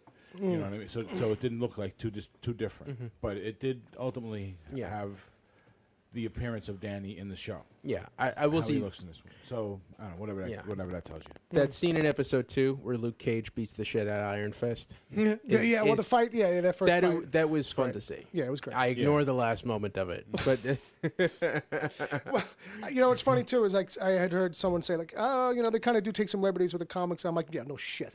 like on this show, like yeah, but like yeah. Like, I don't think Kunlun and the Hand in the Marvel Universe, at least not originally, were like this tied together in like their history and stuff. You know what I mean? Which seemed like it was a thing that they were foreshadowing anyway with the Iron Fist series. But outside of that, like it seems to hit a lot of stuff that, sure, they've reinterpreted, recontextualized some of it, but it's there. It's in pieces. You can kind of get the feel of some of it. I feel some Frank Miller, Elektra stuff in there in pieces and shit. John, what do you think about the? And then we'll move on a little bit. But I'm not super familiar with the characters like comic-wise. I've read like very little over the years. I mean, like the few episodes that I've seen, I did feel like the pacing kind of felt like the beginning of like a movie. It's like you're finding out like what everybody's been up to. They're picking up like pretty much like more or less where everybody left off at the end of their respective series, and then and like in most like in Avengers, like when all the heroes like first meet for the first time, they like what happens like just about every time you see in a superhero in the comics when 2 heroes meet for the first time, they usually end up fighting because they both think the other's a bad guy of some kind. Like I got the bigger dick. No, I got the bigger dick. Right. That's pretty much it. You're wrong. Like when Luke and Iron Fist they meet up, it's like Luke thinks like Iron Fist is like shaking down this like kid who he's trying to protect. So yeah, it's a lot of stuff like that. But how far did you get? I got to episode. I basically seen episode 4, so I got 5 through 8. You're halfway through. Gotcha. Yeah, that's good. That's good. So you're just getting into the meat of it now. Yeah, where they're starting to work together as a team. So it's I don't know if we can really kind of like really give it any real reviews numbers except for Bob because he finished it, but I'm digging it so far. Yeah, I'm into it. All right, Bob, you want to give it some kind of thing? At this point, well, I'm going to wait for everybody else to have seen it. So a rating of some kind, cash or pass kind of thing. This is definitely a cash. by possible, and I'm not a guy that does this. Would you say that maybe for somebody it's definitely a stash. would you echo the sentiment I've been hearing that Iron Fist seems to get as a character a little bit of redemption or a better run here than he had his own show for at least? Yeah, he definitely had time to actually learn some martial arts. Right. Between the beginning of his show and the end of this show, because there's a lot of martial arts in this. And the choreography on this is a different team, I guess, than Iron Fist show, because this is insane. different. This is totally insane. Everybody's fight is different. And but wait till you see when everybody's fighting together, because they're not doing it like in the movies where they got them. Okay, let's go out in an airport and have this giant battle. right. They're doing It's all close quarters kind of stuff. They took the whole idea. Okay, Daredevil got kudos big time for doing that hallway fight scene. Right. So we got to kind of go with that. So, but next level. Yeah. So you're right. So then you have 8 or 9 people in a relatively small underground area that's maybe got a 7-foot ceiling. right. Doing the final battle for 50-60% of the final episode. Nice. Makes me tired just thinking about it. All right. And all sorts of camera angles. This is why I was telling you really got to see the last. You know what I felt like too? For you watch Mr. Robot, right? Yeah. I was noticing a lot of camera angles. I'm like, somebody watching Mr. Robot? Because it felt like a lot of times the camera was down in the right-hand corner, angled up, fuzzy edge around the fuzz around the edges, you know what I mean? And I'm like, it's just two people talking. Why are we going to this extreme camera angle? And I was like, oh, maybe someone's watching Mr. Robot, because they did do that a lot on Mr. Robot. But all right, let's move along. All right, you and Jay, I'm speaking to Ed, and Jay both saw Logan Lucky. Well, why don't you let Ed blow through Hitman's Bodyguard first? Yeah. And then I'll join you in on Wind River and Logan Lucky. Whatever. Okay, so two things. Jay reviewed a movie last week called Wind River, which I saw. I won't say too much about it, just that I really like it. I'm going to cash this. Okay. Jeremy Renner is amazing. That's what Yeah, okay. Jeremy Renner's amazing. The screenplay for this is Oscar quality, and I'm not joking. That's not hyperbole. This is straight up. This is the same guy who did Hell or High Water or Sicario, so it's really solid. The same writer also directed this, and there's some technical things in the first half that kind of bothered me a little bit, but you overcome those. But just Jeremy Renner, that guy. You know what that guy does? He just says incredible dialogue and says it like it's nothing.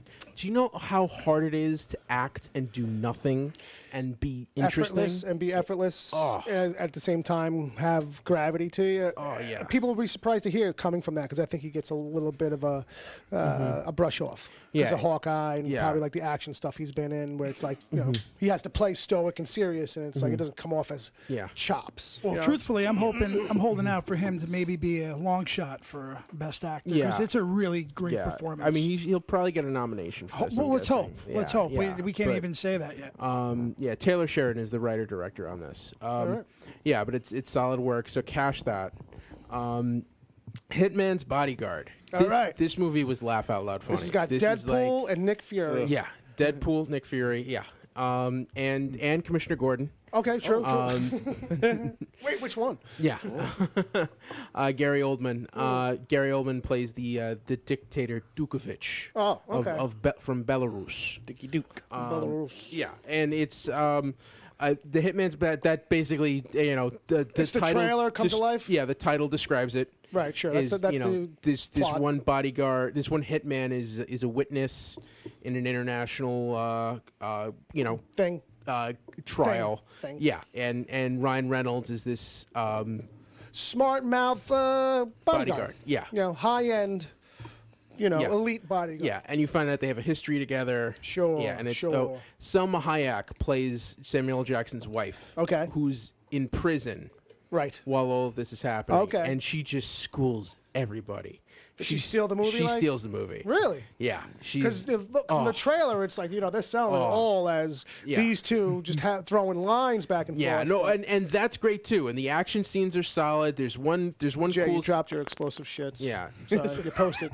It says explosive shits. There's one cool scene in a hardware store. I think we need a picture of this, by the way, from someone. Somebody grab a picture. There's one cool scene in a hardware store with Ryan Reynolds. That's really good. But Selma Hayek, man. She's it's She's great. the bee's knees. It's great. Like it's just and there's so many little quotable moments. Like I won't say what it means, but when you get to a point, there'd be a moment where Selma Hayek says, "You could take a 5-minute break," and it's just gut busting. That's the brings the house down. Yeah, there are these little motifs that play throughout the movie, And they build a little bit. Little recurring phrases and stuff. All right, cool. Yeah, So so I'm cashing that. Nice. Yeah, go out and see that if you want a fun time this weekend. All right, that's a recommend. Yeah, that is a recommend. That is a recommend. Now the third movie that I Which saw. you Just keep going. Yeah, now third movie that I saw. And I saw this immediately after Hitman's Bodyguard. I did a double feature last night. Double feature Is Steven Soderbergh's Logan Lucky? Now, did the people at MoviePass find out about this? No. Did the people at the movie theater know about this? No. This isn't Uncle Jay. This is Ed. Oh, I would have snuck in. Ed wouldn't have. Yeah, no, paid. I'm above board. Yeah, that's the problem. If they were together, Jay would sneak in and Ed would go and pay for both. Yeah, of them. Right. So Channing. Excuse me, my friend is sneaking into the movie theater. I'd like That's to pay for me his and the ticket, guy who's please. already in there. So Logan Lucky. This is Steven Soderbergh, guy who did the Ocean's movies, The Informant, Sex, Lies, and Videotape. You know, Quirky comedy kind of thing. Yeah, one of the, Out of Sight, one of the most solid directors Okay. of the last 20, 30 30 years Yeah. almost. Yeah. So, you know, and every movie you see this guy, it's great. Oh, it's yeah. great. Won an Oscar for Traffic. Yeah. Yes. So this is a hillbilly heist movie. Fair enough. Fair enough. Channing Tatum and Adam Driver play brothers Okay. who are trying to steal from the Charlotte Motor Speedway. And they enlist this genius safecracker Right. played by Daniel Craig. It I like that you moved I but accidentally you hit the moved it away bell. from yeah. him. Yeah, and Here, it's you want it? Here, No, go to just- town. yeah, but it Hey! Don't fucking. I don't know if you Yeah. listen to the other Yeah. show, That's but why I I moved it away from him. good point, Bob. Yeah. Put it back where you put it. it's these bunch of West Virginia rednecks. Right. The fucking new guy. It's always the new guy. Yeah. I'm going to see how long we can keep on doing this and interrupting Ed. Right. Before he goes nuts. Ed hasn't figured out that that's the bit yet. Yeah. But I don't know. I really wanted to like this movie. I came in thinking, okay, this is going to be. Yeah. These other two movies I saw were good, but this is going to top them all. And I was a little underwhelmed. Okay. I mean, the heist stuff is great, but I was a little confused by it at times. There are some great laughs in this too. Right. Daniel Craig has a whole bit about, building this one on how to build this bomb. Gotcha. And Don't there- give it away. Don't give it away. No, I won't give anything else away. But there's some great running gags in this. But it meanders a little bit. It's Okay. a slow start. Okay. There's some characters that come out of nowhere that don't Sounds like this show, really. don't show up again. Meanders, a slow start, some characters in it. Yeah, and with issues. Some and wild cards. To be fair, a lot of Soderbergh's movies I end up liking, but they have to grow on me a little bit. Okay. So I reserve the right to change my mind on this. But for right now, I can't honestly say that I think people should see this in theaters. Okay. And lay down money. So I'm gonna trash this. It's a very close, but I'm gonna have to say you can wait to rent this. Okay. Or see it streaming. It's not a hard trash. It's a light. It's a lightly To trash. recycle.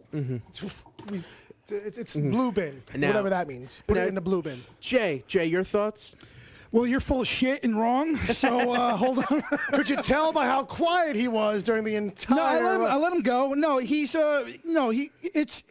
I'm cashing this because this is a really good movie. And if people don't go and see this, you know what I mean? They're gonna be sorry they didn't because I Right, thought sure. it was a really well done heist film. And not only is it a well done heist film, it's fucking funny. It really is funny. You know what I mean? If you want to see Daniel Craig do a 180, Right. if anything else, a 180 from Bond, this is it.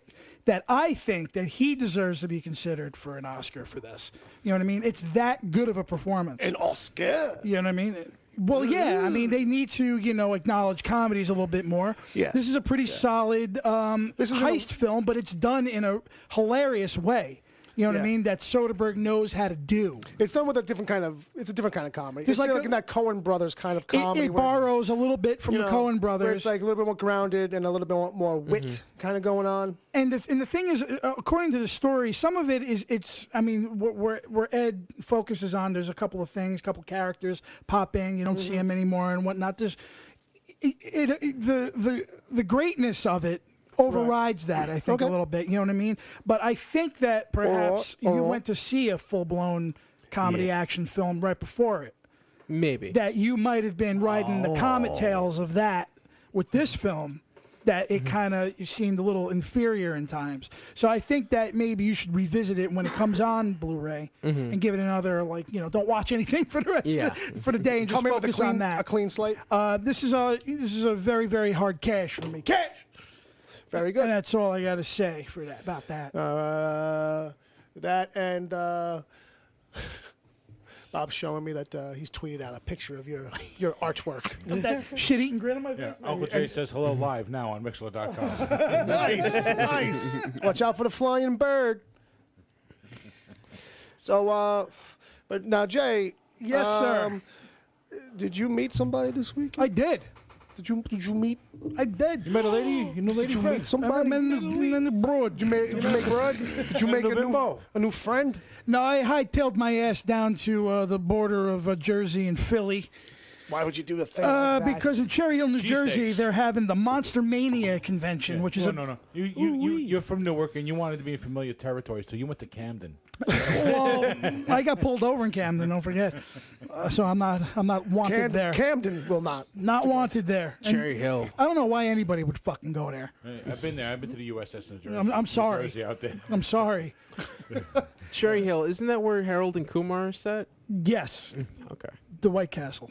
So, but yeah, I went to Monster Mania, the Monster Mania convention. Right. And it's a horror convention. It's a pretty solid one, too, that they have in Jersey. And I met Peter Weller, RoboCop. Must be a pretty legitimate thing if Peter Weller's there. Well, the thing is I only found out about it like a couple days before. And the fact is, I drove 80 miles. It's a long drive. With my laser disc of RoboCop. I said, you know what, I could pull this off because I went to see Logan Lucky. Yeah. And then I jumped in a car and drove straight down there. In shit weather too. It was pissing. Every time, like, I haven't gone in years, but every time I've gone, it's like the traffic either like going there or coming back has been horrible. I went at the perfect time. I went at 3 p.m. where the traffic is just about to formulate, but not. So I shot right down there, Got ahead and of it a little bit. the line wasn't too bad to see him. And I had he gave me a little anecdote about a movie that he shot in the early '80s called Firstborn. It was a really good performance. He plays a guy that beats the shit out of Corey Haim, which is of course everybody wants to see that. That's all we need to know. Bring a bell. So Dude, we got to find a picture of that for the next tweet for this episode. it's really the screenshot older on brother the that he internet gives. somewhere. Well, it's really the older brother because he's standing up for the mom. But it's basically a story about a mother and two kids. They live in a nice suburb house and everything, and then he comes in and he's fucking coked up and fucks the mother up, and it's really like a crazy I'm just dysfunctional family picturing film. him as RoboCop with his hand around Corey Haim's neck Yeah. and his hand like this. Well, this is pre-RoboCop. It's pre-Buckaroo Banzai too, and He's just Murphy at that point. yeah, right. nice guy. But He's just Murphy. But I had some questions because I knew it was Jersey. I knew they shot some of it in Clifton, and then he told me a story because he's a biker. He likes to ride. You know what I mean? And he did like a 180 in the middle of like downtown Clifton, and caused havoc for the day. You know what I mean? So he was really cool about it, and he signed my laser disc. To which he replied, "Laser disc? What are you, fucking 80?" But he got a kick out of it. He was looking at it, and he was a really awesome guy. So if you ever get a chance to meet him, he's just awesome. Yeah, he says seems real- everything with like, "Oh, this is great, man. Oh, everything's awesome, man. Yeah. Oh, great, man." I Lot mean, of he was the last superlatives. guy to see Miles Davis alive. Conspiracy. He used to hang out with Miles Davis, so that was cool. Conspiracy. Great man. Great Star Trek villain Exactly. in Enterprise. You know what? Yeah. Honestly, you need to take a look at like Peter Weller's resume. Do not read his entire IMDb, Ed, please. Okay. All I'm saying is that from Booker, Outside of the sci-fi stuff, like even you forget what other stuff he's a been solid in. actor. You forget what other stuff he's been in. I mean, he's been acting since 1973. He was Right. in. I was gonna make something up. I can't. No. But he's been in a Woody Allen movie. He's been in a couple of really been in good. everything. He makes like B-movie sci-fi films. Make it A list because he's that good of an actor. Screamers was one. He was originally Philip cast K. as Dick. Ash in Evil Dead. Oh, no, don't fuck these people up now. But Leviathan. Remember Leviathan? That was underwater. Yeah. Yeah. Oh my God. I haven't seen Thing. Leviathan in a while. That fucking Har from Home Alone. I Right. forget his name. He was talking to somebody online about Frank Miller because Frank Miller was on the RoboCop 2 set Right. for a lot of it, and how kind of disappointed he was that they were. As soon as I saw his hat, I was done. Yeah. Yeah. No, it's Frank. Well, he doesn't really talk like RoboCop. They're alive. I'm soon signing as this I laser. saw As soon as he saw him, he's like, "Get out of here, Soon creep, Car move, creep. creep." But it was a lot of fun. It's still going on. It's going on this whole weekend. So, guys, if you have nothing going on tomorrow, I'll take a drive down and go meet some peeps. Go meet some peeps. Go meet some peoples. All right. I very did cool. see Kate Beckinsale walk Does he have by. enough money in the Patreon to take the Wicked Theory crew down Nope. there? There Nope. you go. Kate Gotta get more Beckinsale's people in line the was out the Patreon. fucking hotel. You had to see the lot. Speaking of the Patreon. When I met Bruce Campbell there one year. Like the line to meet him, I got there actually like I was there at that. Yeah. I was at that. I got there like convention. 7:30 in the morning. Like it was like maybe like 4 or 5 hours before the doors even opened. There was already like maybe like 20 to 30 people on the line, so I like just got on there, and they were Yeah. actually handing out tickets. And I even like found out later once I had like gotten inside that before I even got inside, you could see the line was like already like past like the second entrance. Out into the parking lot Like, and I- wrapped around like a snake. I heard they capped it at 400 people. Yeah, he had to. And it was like, even once you got in there, it's like he was in the room all by himself. Who was it to see? Bruce Campbell. Campbell. Oh, okay. Yeah. So it was like it was an assembly line like to me. And there was like one table it's like where it's like you laid out like whatever it is you want to have signed, and then you like just like basically said like what like where on the thing you wanted to have him sign, what if anything you wanted to have him say. Yeah. Then you pay, then you move over. It was like the freaking Soup Nazi episode. This guy got on science. That works. Then you pay money, and then it's like if you want, you couldn't like get behind the table and have a picture with them. You would have to like hand your camera off to like a staff member, and then while you're just like standing there watching him sign like whatever he signed, like they use the camera, take the That's picture. like me. I do recon. I fucking just take my shit out. Who's gonna fucking tell me Yeah. like you can't do that? Fuck them. See, But I've been at that same show you were at, and it's great. I like what Carolla does. Adam Carolla Adam- from Loveline. Yeah. Yes. Yes. Because shitty advice. Go on. Yeah. Or so. Hey, you know what I used to do? Is I used Catches to put my contractors penis in and build vaginas stuff. and worry about it later. I listen to his podcast, the Adam Carolla Show. Right. Yeah, No, I know. He's top dog. Yeah, I I know. know. But contractor. at his live events, he has one person take all of the pictures and just post them on Facebook the next morning. There you go. You know, whatever works. Everyone's got a different Yeah. thing. You know. You know. Speaking of different things. Remember emails? Oh, You actually have one? Do we have them? Yeah. oh shit. We are going overtime. We tonight. got to Yeah, run. can you just give me a minute here? I just want to talk to Agent Palmer real Oh, quick. okay. Fucking relax. I don't know We're what's going going on. over 2 hours, so relax. Grab a beer and just relax. That's it. We're going over 2 hours. All right. So what if he doesn't have beer though? It's going to be the 15 What if he doesn't have beer? Have a fucking herbal tea. Have a what? Have an herbal tea. Have an herbal tea. Mountain Dew, We're going over. cranberry ginger He's ale. going to have to smoke one of his clove leaf cigarettes. Exactly. He's probably beaties. he's down to the filters right now. He's freaking out. All right. That's right, so, Jason. Trying to reform the So, ashes into a cigarette. Re-roll them. Jason Palmer. Jesus Christ, that's a rough time. All right, so we got some emails here. First one's going to come from Chad NV. Chad Rose, you remember, guy. Me and him are good friends. You guys go way back, I hear. We do, You know, I know Ed's not a fan because he's Canadian, but which is fucked up. which is fucked up because he's an angel. You see, when I did his show, we spoke off mic about how all much about of a- Ed. all about what About how racist he is. Right, Oh, right. really? Yeah, it was bad. I got to hear about that. Oh, yeah, he's got, it's great. Well, it's recorded. Okay. Well, it's a known fact that he's got canatophobia. So it's actually all over the internet right now that he's a racist. Well, actually, it was really Chad that was having a Calvinist. problem. I was trying to gloss It's you not over really a little race, because No. they're not a I race. had a Canadians. bad experience. He's like, Jay, what is the problem with Ed? You know, it's like, you know, Pray tell. why is Pray he so tell. racist against Canadians? You know, Is it because he thinks we're all French? He's an anti-Canadiite. he goes, does he realize that I will Jay, drag him out in the street and kick the ever living shit out of him? In the most polite way possible. Exactly. What's it all about? So I had to calm Chad down a little Right, bit. right. You know 'Cause what I mean? that's Chad. Like fired that's him up. all fired up, like Exactly. in a fury. He's silent killer, man. Chad's a silent killer. Right, right, right. Like you won't even know he's choking you out till as you just fade to black. He's like, Jay, oh my God. just tell Ed. I thought it was like a neck hug. It felt so gentle and sweet. I don't appreciate that all we're famous for is David Cronenberg. You know, so please. No, they got Pamela Anderson. You know, they'll claim a lot of people that we would have thought were ours, man. I'll tell you that. Exactly. You start going through that list. So So I can have calmed him Alan down. Thicke. He's all right now. So you're all right. Oh, good. You're in a smooth safe, it over. You're in a safe zone. You're in a safe zone. You're okay. You're in the All thing. right. So Uncle Jay saved your ass. Order up. All right. His first thing is What did Wesley say? Oh, Chad. Sorry. Chad. He wants to know, why are a lot of superheroes from New York? Is it because the underbelly mystic or the massive anonymity, availability? I would say, yeah. Well, I think it has to do with things like there's lots of criminal activity, and I don't mean just because there's a lot of people to fight. But no, like there's a lot of toxic waste gets dumped in the sewers, and a kid loses his eyesight and becomes a superhero. And then that stuff goes down Like the drain. Toxic Avenger. Right. Like the Toxic Avenger. Right, and then it goes down the drain. He has to wear a tutu for the rest of his you life. You have four Carry him up turtles, around.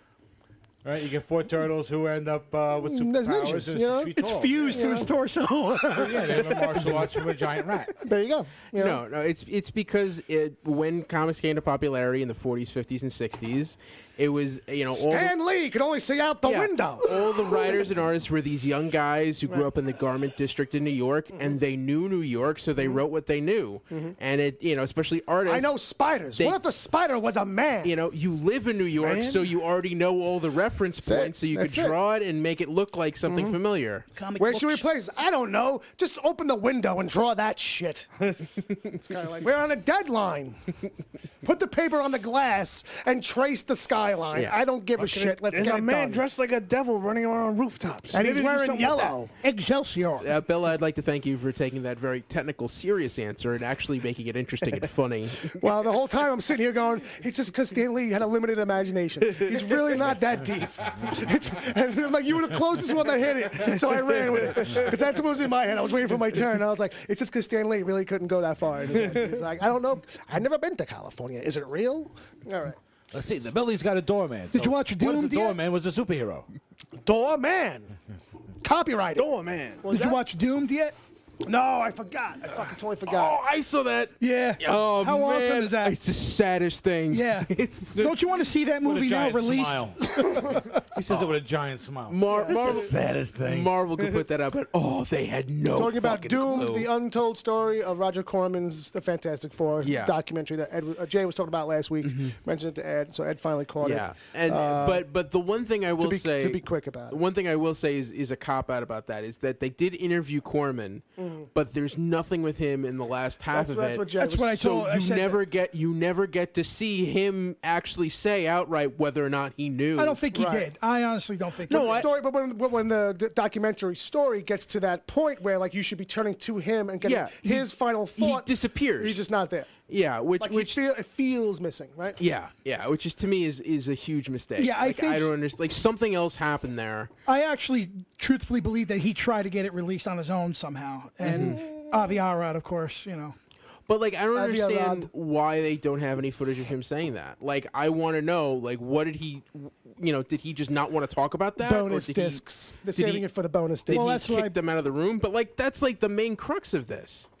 If it's Roger Corman's The Fantastic Four, why aren't you letting Roger Corman explain why the movie never got? Maybe they made him cry. maybe he's contractually obligated Listen, not I to. can, I can tell you why the movie didn't make. I tried watching 5 Oh minutes. yeah, by the way, after After you your left, discussion, I went and he looked for the dug movie. it up. Yeah. and I couldn't get past the first 5 minutes. It was amazing. Bob was I could I was hear like- something weird playing out there. It did sound like 1981, whatever it was. It sounded like it was from the stretched out videotape. Oh yeah. But And- he's like, yo, you want to watch this? And I was like, nah, I'm doing something. And then like I realized at a certain point, like, oh, he's doing something else now. Yeah, and I don't know. I watched I saw the thing and I was like, oh, it's that kind of movie. Yeah. Yeah, and I don't know what they were talking about when they said like the score was great. The version I've seen, it's all temp music from Jurassic Park. Like, Yeah, maybe there's a couple of different copies coming. There might that be might a work print or something. There might have been some nerd somewhere who decided, you know what, I'm gonna like redo this. The final master was never released ever, so I'm thinking that maybe. Well, Avi Arad said he destroyed it. I don't think that's true. I bet you he plays it at parties. Look what I got made. All right, let's jump back into this email here from Chad. He saw on Twitter that two of our mutual friends were talking about weird named places they have, like, I guess it's a town, Medicine Hat in Canada. In Table Mesa Road near Phoenix. In Newfoundland, we have a town called Dildo. Okay, in Pennsylvania, listen. I used to drive to Reading, Pennsylvania. Well, this is his question. What are some crazy town names in areas around you guys? All right, so I used to drive a tractor trailer. I used to go to Reading, Pennsylvania every night, pick up mail, turn around, and come back. Sure. Right. So I used to have to go through this small town. Well, I used to go this small highway through this small town called Virginville. And you drove slower through that town, right? Well, like you were looking around. You know, It was a tight Well, drive. it's 2 a.m. It was a tight drive. Oh, I got it. A lot of tight lanes in that town. I got you. oh, that's disgusting. But there's also The police had a hymen set up. I had to break through. it's also well known that there's also another town of Pennsylvania called Intercourse. That's it. There you go. There you go. Right. So there's some weird ones out there. So, but did you have to go through Virginville to get to Intercourse? That's Generally, the question. That's usually how it goes, right? That's usually. Well, I mean, if I'm giving directions, You know? the final well, step if you're before starting in Knocked-Upville. Virginville, then yes. that's your destination. You know, sounds like a lot of headaches, but if that's where you want to go.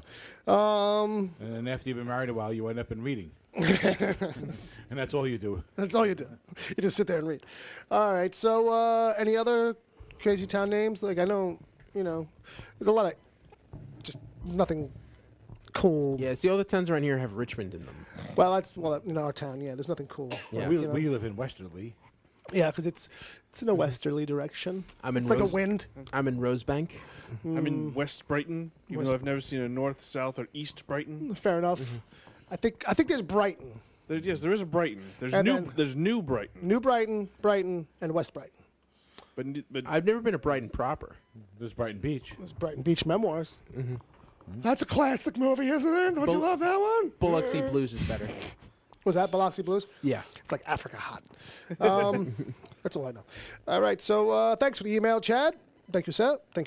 We're getting another signal from the mothership. She says, stop playing with your devices if you are. Airplane What the mode. fuck you talking What about, about? If you're getting signals.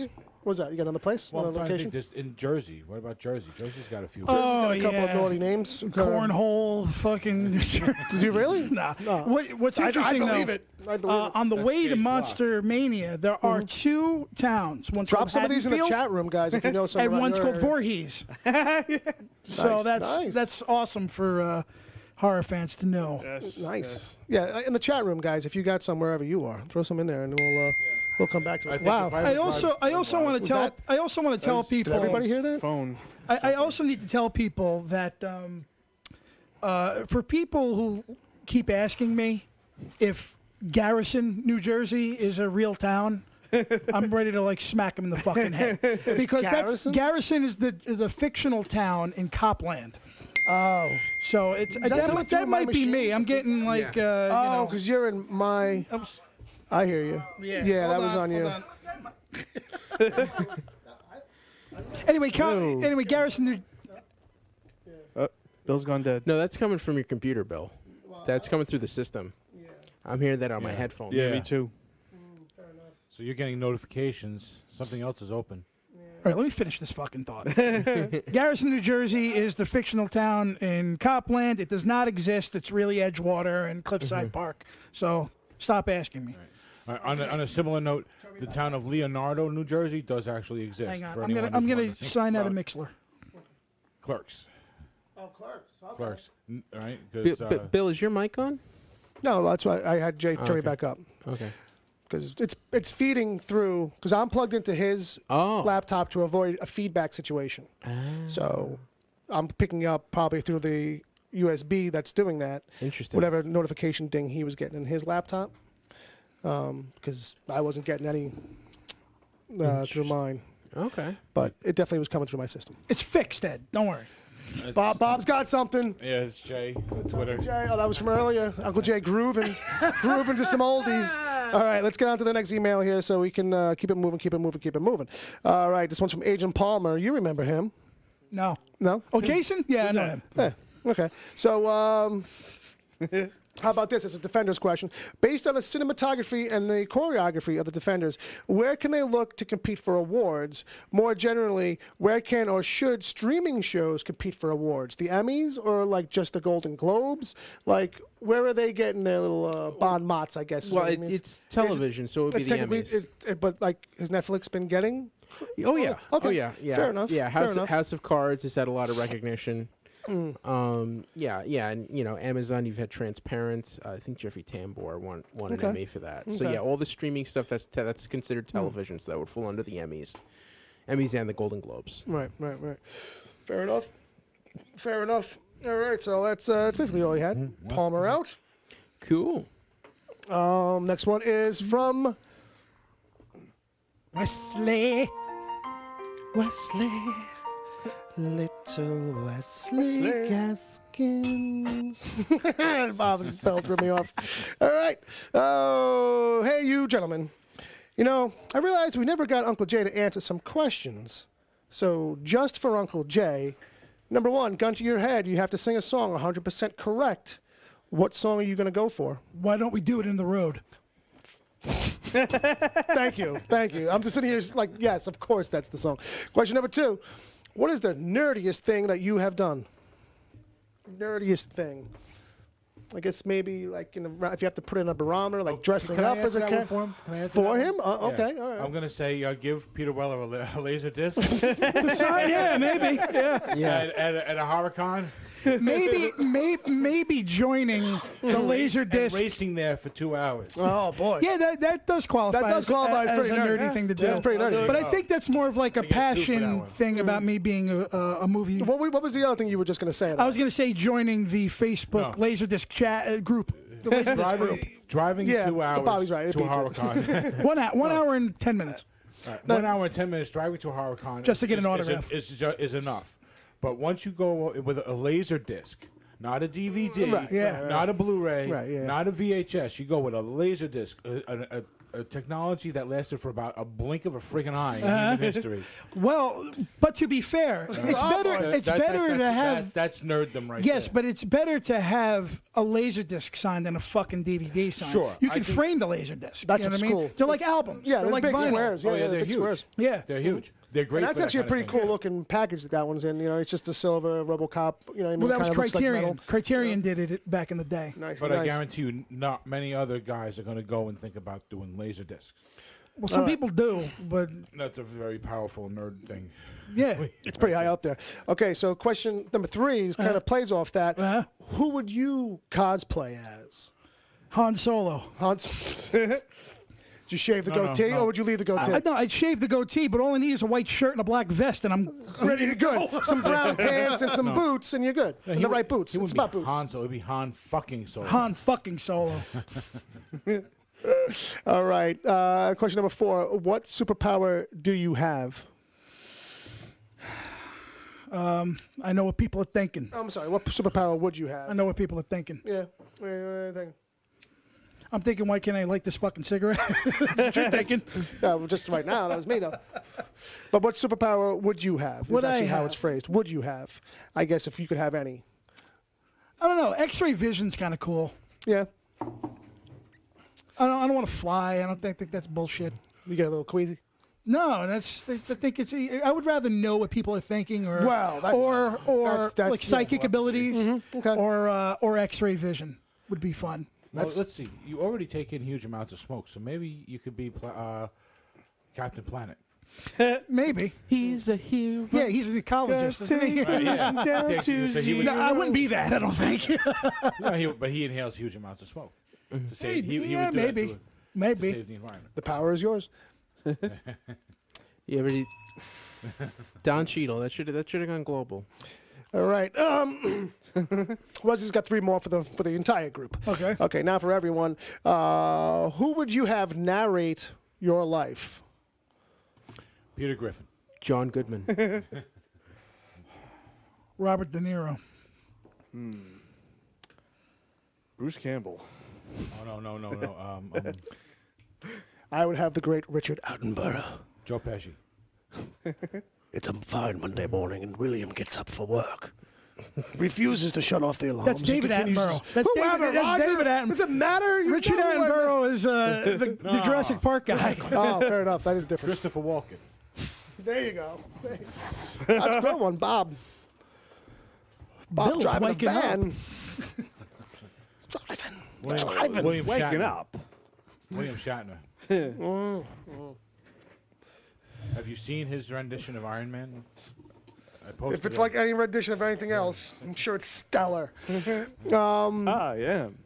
All right. man. Question question number 2. If you could be in a video game, which would you choose? Be in a game. I don't know if that. I think there's 2 different kinds of questions, but that's because me being a nitpicker. Does that mean you live in that game, or like your likeness is in the game? He's in the chat. I guess he could fill us in, but there's a delay. Well, we don't want to wait. the only video game I was ever really any good at was Streets of Rage 2 Right. for Sega Genesis. Because you relate. I don't see you in that game though. Because you relate. See, like find like a turkey like on the ground. So it's like, should I eat this? I don't know. Bionic Commando would be a good one. I love that game. Yeah, that would be a good one. Contra. No. Does, I don't even know. Does Dead or Alive Beach Volleyball count? It's a game. It's a video game. It's a game. Elevator action. Burger Time? Burger time. What's that? Leisure Suit Larry. Remember that? Oh, yeah. That Pervo game or whatever. Pitfall would be fun. I think that was put up by like Playboy. It's 8-bit though. You'd be trapped in an 8-bit game. So what? He said game. Not, what the fuck is I don't know. that? The music maybe? I don't know. For Pitfall? I don't know the music for Pitfall. I'm just The trying. first Pitfall had no music. Fair enough. It probably did. I think it would have turned it on. That's about it, right? You fall in the hole. Wow, tortured as a kid from that, right? You'll never forget that. I shit. got a patch. I got a fucking patch from that game. I got a I got all the lobotomy. money bags and the gold. All right. I don't know if what video game I'd be in. E.T. Something stupid. God of War? If I was in there, I'd probably get killed. My luck would be like I would wish that, like with the genie when it all goes wrong. I'd love to be in God of War, and I'm like the first victim. Like you know what I mean? I'm not Kratos. I don't get to be the guy. Like, you know what I mean? You're just someone in the CG scenes in the background who gets Right. slaughtered. Right. When it comes By- to by the the- town, I'm by like that guy that's everything. just carrying hay in the background. You know, that's Yeah, it. By the event that leads up to the story in the game. You know what I mean? I think I would get at least maybe 2 games in of Grand Theft Auto before I go. I'd be good at that. Which one? Like the original? Yeah, I'm Well, saying like I would go. It's probably survive Grand Theft Auto 1, 2, and 3. I and got you. I got you. Like that maybe second Vice level. City. I might. When it started like expire. getting good. Right. I'd play 5. I'd get in 5. 5 is good. I had a bu- 5 is blast. I knew someone in high school who had the soundtrack from Grand Theft Auto Vice City. It was like 18 discs, Yeah. and that was all he played in his car all the time. Well, it's a top-notch selection, so that's Yeah. really not a bad thing. Yeah. It's just a cross section of the era. It's Yeah. like Yeah. it's painful in some places. aspects, but Yeah. it's a time capsule for fucking sure. No, I think I would last in 5, but maybe in the beginning, I think I would get because I think I can go through San Andreas. Pretty You thinking good. that maybe when shit really started happening in that game, like Well, you'd I'm end up from killing, Newark. you'd I'll end up handle killing- San yeah, you Andreas. just take over the Yeah, game. would you survive literally. bringing your girlfriend dildos in San Andreas? Absolutely. I don't know if the dildos would make it. That's right, right? I see. Was that the third question? Would you do the hot No. coffee mod? Last question, third. You remember that?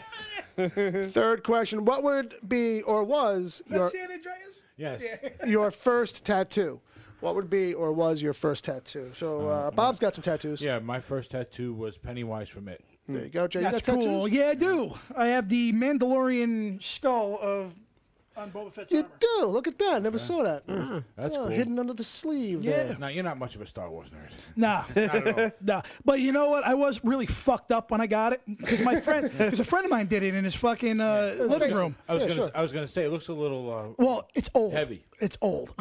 It's a long Gotta get you time on ago. Ink Master. It was like 17, I think. I'm the old ink master. But I wanted something that wasn't recognizable, and at the time it wasn't recognizable. It got recognizable as time went Right. on. You know, people, oh, we know what that is. So, John Zombie John, any tats? Are you No, tatted up? I'm not a tat guy. Not a tattoo guy. Yeah, me neither. I don't got any. And I draw, so people are blown away by that usually. They're like, but why? And it's like, well, that's the reason. Because, like, yeah, I've never found a thing, like, I'm happy with. And B, I haven't drawn anything that's, like, you know, and I know other artists who are, like, covered with their own Bill, shit. But you it just could never just- happened. You could just draw something on your arm and go to a tattoo place Yeah. and say, "Ink that." That's I it. could just That's draw it. I could just draw something different on my arm every week. You know, Be like, you gotta go. Just- I mean, you gotta that's- see it while you can. When I got my my two arms done, Pennywise on one and Cliff Burton on the other, the guy I went to just drew them on. Yeah. I showed him the reference work, and he just drew them right on my arm. Right, and right, went yeah. over it. That was more or less how you did it then. Yeah. You know, not a lot of guys. The best guys didn't use the flash at the time. Right. They were just freehand fucking It's artists. a little bit different now. Yeah, and I have a friend who I drew his tattoo for him, and like I know like one person who, after everybody who wanted me to draw something, probably like 10 different people who I drew stuff for, he was like the only one who finally got something. But for years he was like, he was the one who was pestering me the most, and I just never drew anything for him. Like, you know what I mean? And even like a couple of times he had asked me specific stuff, but finally like this one time I was like, all right, that's not, like I saw it in my head, so I was like, okay, like I'm jazzed for it. Let's do it right now, like, you know, kind of a thing. And then like he actually got it. I was like, oh, very nice, very nice. I was going to sleeve my arm up at one point. Yeah. But then something happened, and I used the money for something else. Yeah. A truck, I think it was. Truck of meth. Actually, truthfully, it was because in 05 I was going to do this arm. Right. Just Skulls and shit and just barbed random wire and fucked up. darkness. Dark fucking shit. Dark shit really reflecting my And mood. it was set. The day was set and everything, and then I had truck work needed done. Blacker than black. Trans brakes, the whole fucking nine. It was like $3,000. See, for me, the only things I would think would probably be either Eagle Scout related or or like Shazam lightning bolts, and that I never did because, you know, yellow is the main color in that, and that's Yeah. always hard to maintain. Yeah, it seems to fade-ish kind of thing. But you get some fun This is black like work. 20 years old, man. Ed, It's faded. Ed, we got to get Ed drunk. and strap him down to a chair. That's cheap. That's and, cheap And thing have to them do. do a black work version of Shazam's lightning bolt Yeah, on his chest. No, Iron Fist. About that. Finn Jones on his back. See, Oh no, The entire like cast. a jackass. see, at least Bob is gonna get you all fucked up and get you something you probably want. Yeah. Jay's like, no, let's do something fucking. Do something hate. Somebody's got to get a giant cover up for it. By the way, has anybody seen footage of them doing a laser removal now? What the fuck? You would with the hate thing us that fucking, forever. like on tattoos. It's insane. And it hurts like 1,000 times more than getting a tattoo. It doesn't. Well, I mean, it didn't seem like it in the videos I watched, but they zap you, click, click, click, click, click, click, click, and it's like it's erasing it down the arm. The first couple of times I saw a video of it, I thought it was fake. I really did. I really thought it was fake, and then I watched a whole bunch like other offices, like completely different places and shit. And I was like, wow, that's crazy. Like you do like 2, maybe 3 sessions, depending on how heavy they've gone in with the black. Right. But that first pass, it's like insane because some colors just completely blast right out. You know what I mean? Right. But It's just I think red and like purple. Yeah, they seem have to a kind hard of- time. yeah. Or red and blue. They have a hard time with. so. Yeah, it didn't hurt really. I mean, when he did the outline, it was fine. When he started coloring shit in, Well, that's because they got to go over the same spot. yeah, and then I was like, Right. oh yeah. Yeah, all right. what you don't realize going in is that it's like when you're drawing a picture on a piece of paper with a pen, and then you go to color it in. And how hard is that to get every spot covered? Okay, that's what you're doing on your arm. Right. You know, so you're going over places over and over again, trying to get those little spots that you're missing. and those spots are raw as hell now. Yeah. Just to get that one little dot over and over and over again. Well, I was talking to my friend does tattoos, another different guy now, and I was gonna have him do this. How many friends you got? In the tattoo biz? A couple, actually. I know some people. Keep going. I know things. I know a guy. But yeah, I want to have it redone. Are we still in the main show? Well, we're just trying to piss Agent Palmer off at this point. Well, at this point, it's all gone out the window.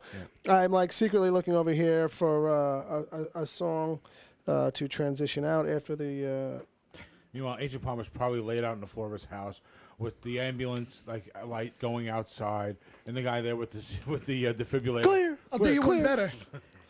Bill ain't gonna get the phone call. I'm gonna get the fucking phone call. Making it sound like we're gonna get yelled at. What the fuck, man? I thought we were boys. The maudlin music in the background, clear.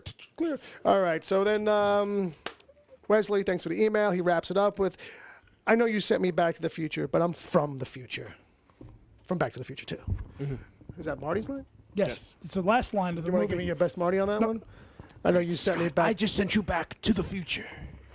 But I'm from the future, Doc. I'm back from the future. Great Scott. No. Did you rip that off? Mine sounds more like Shaggy. Like sewing Scoober in a car. You've totally gone back in time, Scoob. Get the seeds out of the ashtray, Scoob. Scoob. So the last thing in the email is just a notification that somebody named WAPO 151548 started following us. Thanks for following us on Mixlr. Make sure you're following us on Mixlr if you're listening. Hit the follow button, kids. All right. I'm not sure, but I think we're a wrap for the main show. All right. So what we're going to do, if you're listening live, stick around. You're going to hear the DC TV report. When we come back, Zombie John has brought a game. Another one? Yeah, something very different. Of Doom. Bucket of Doom. We'll find out more when we come back what the fuck a Bucket of Doom is. How do we run out pull of time for that? We'll end up going long off the side. And then, once again, Foley artist, Jay Chickalese, live in studio today. Crunchy McCruncherson, where can people find you on the web? Snorty McSnorterton. Uncle Jay. Jason Chickalese on Twitter. Uncle Jay. All they got was... Uncle Jay at Jason Chickalese on Twitters. And there you go. What about you, Ed? I am at Edward O'Hare, TBD. And you, kid, aren't you on the webs too? Yeah, man. I'm on the Twitters. I'm at John the Zombie on Twitter. Oh, I'm Zombie John on Instagram. nice. Nice. Well, if I And go there, it's would I see zombie stuff? Not that much, actually. Not as much as like a couple of years ago, maybe, but it's in there. It's just all his professional modeling work. Sure. And of course, I'm Zombie John on Facebook. Nice. And I also have a Snapchat as well. I believe it's also Zombie John. You put like puppy dog shit on your nose and the ears and shit? Oh. I play around with the filters. I play around with it. I like filters. So even before I came on here today, so to try to promote a little bit, I made a video of myself with one of the Snapchat filters and put it on my Facebook and Instagram. See, I'm not good with that shit. I didn't see it, but thank you. That was cool. I have the video. I'll show you the video that I made. I saved it to my phone. You don't take out your penis or anything. No. Okay, cool. I'll watch it. Mental note: John is not easily embarrassed. There you go. He's wearing a Wicked Theory shirt. You're amongst He's pretty friends. proud. Bob, where can people find you? I am at Bob WTPC. Woo-ha. All right. And with that, folks, that's going to wrap up the show. Like I said, stick around. We're going to come back. We're going to do a little more. I'm at Wicked Theory on Twitter. Blah, blah, blah. You can find the show at wickedtheory.com. Look for it wherever, blah, blah, blah. Whatever you say, Bill. That's the line. Jay. Gonna be an explosion, baby. Gonna be an explosion, baby. Woo. All right. Bob, whenever you're ready, you can take us, the Fizzuck, out of here. Wesley's wearing a shirt, too. Yeah, but don't count. He ain't here.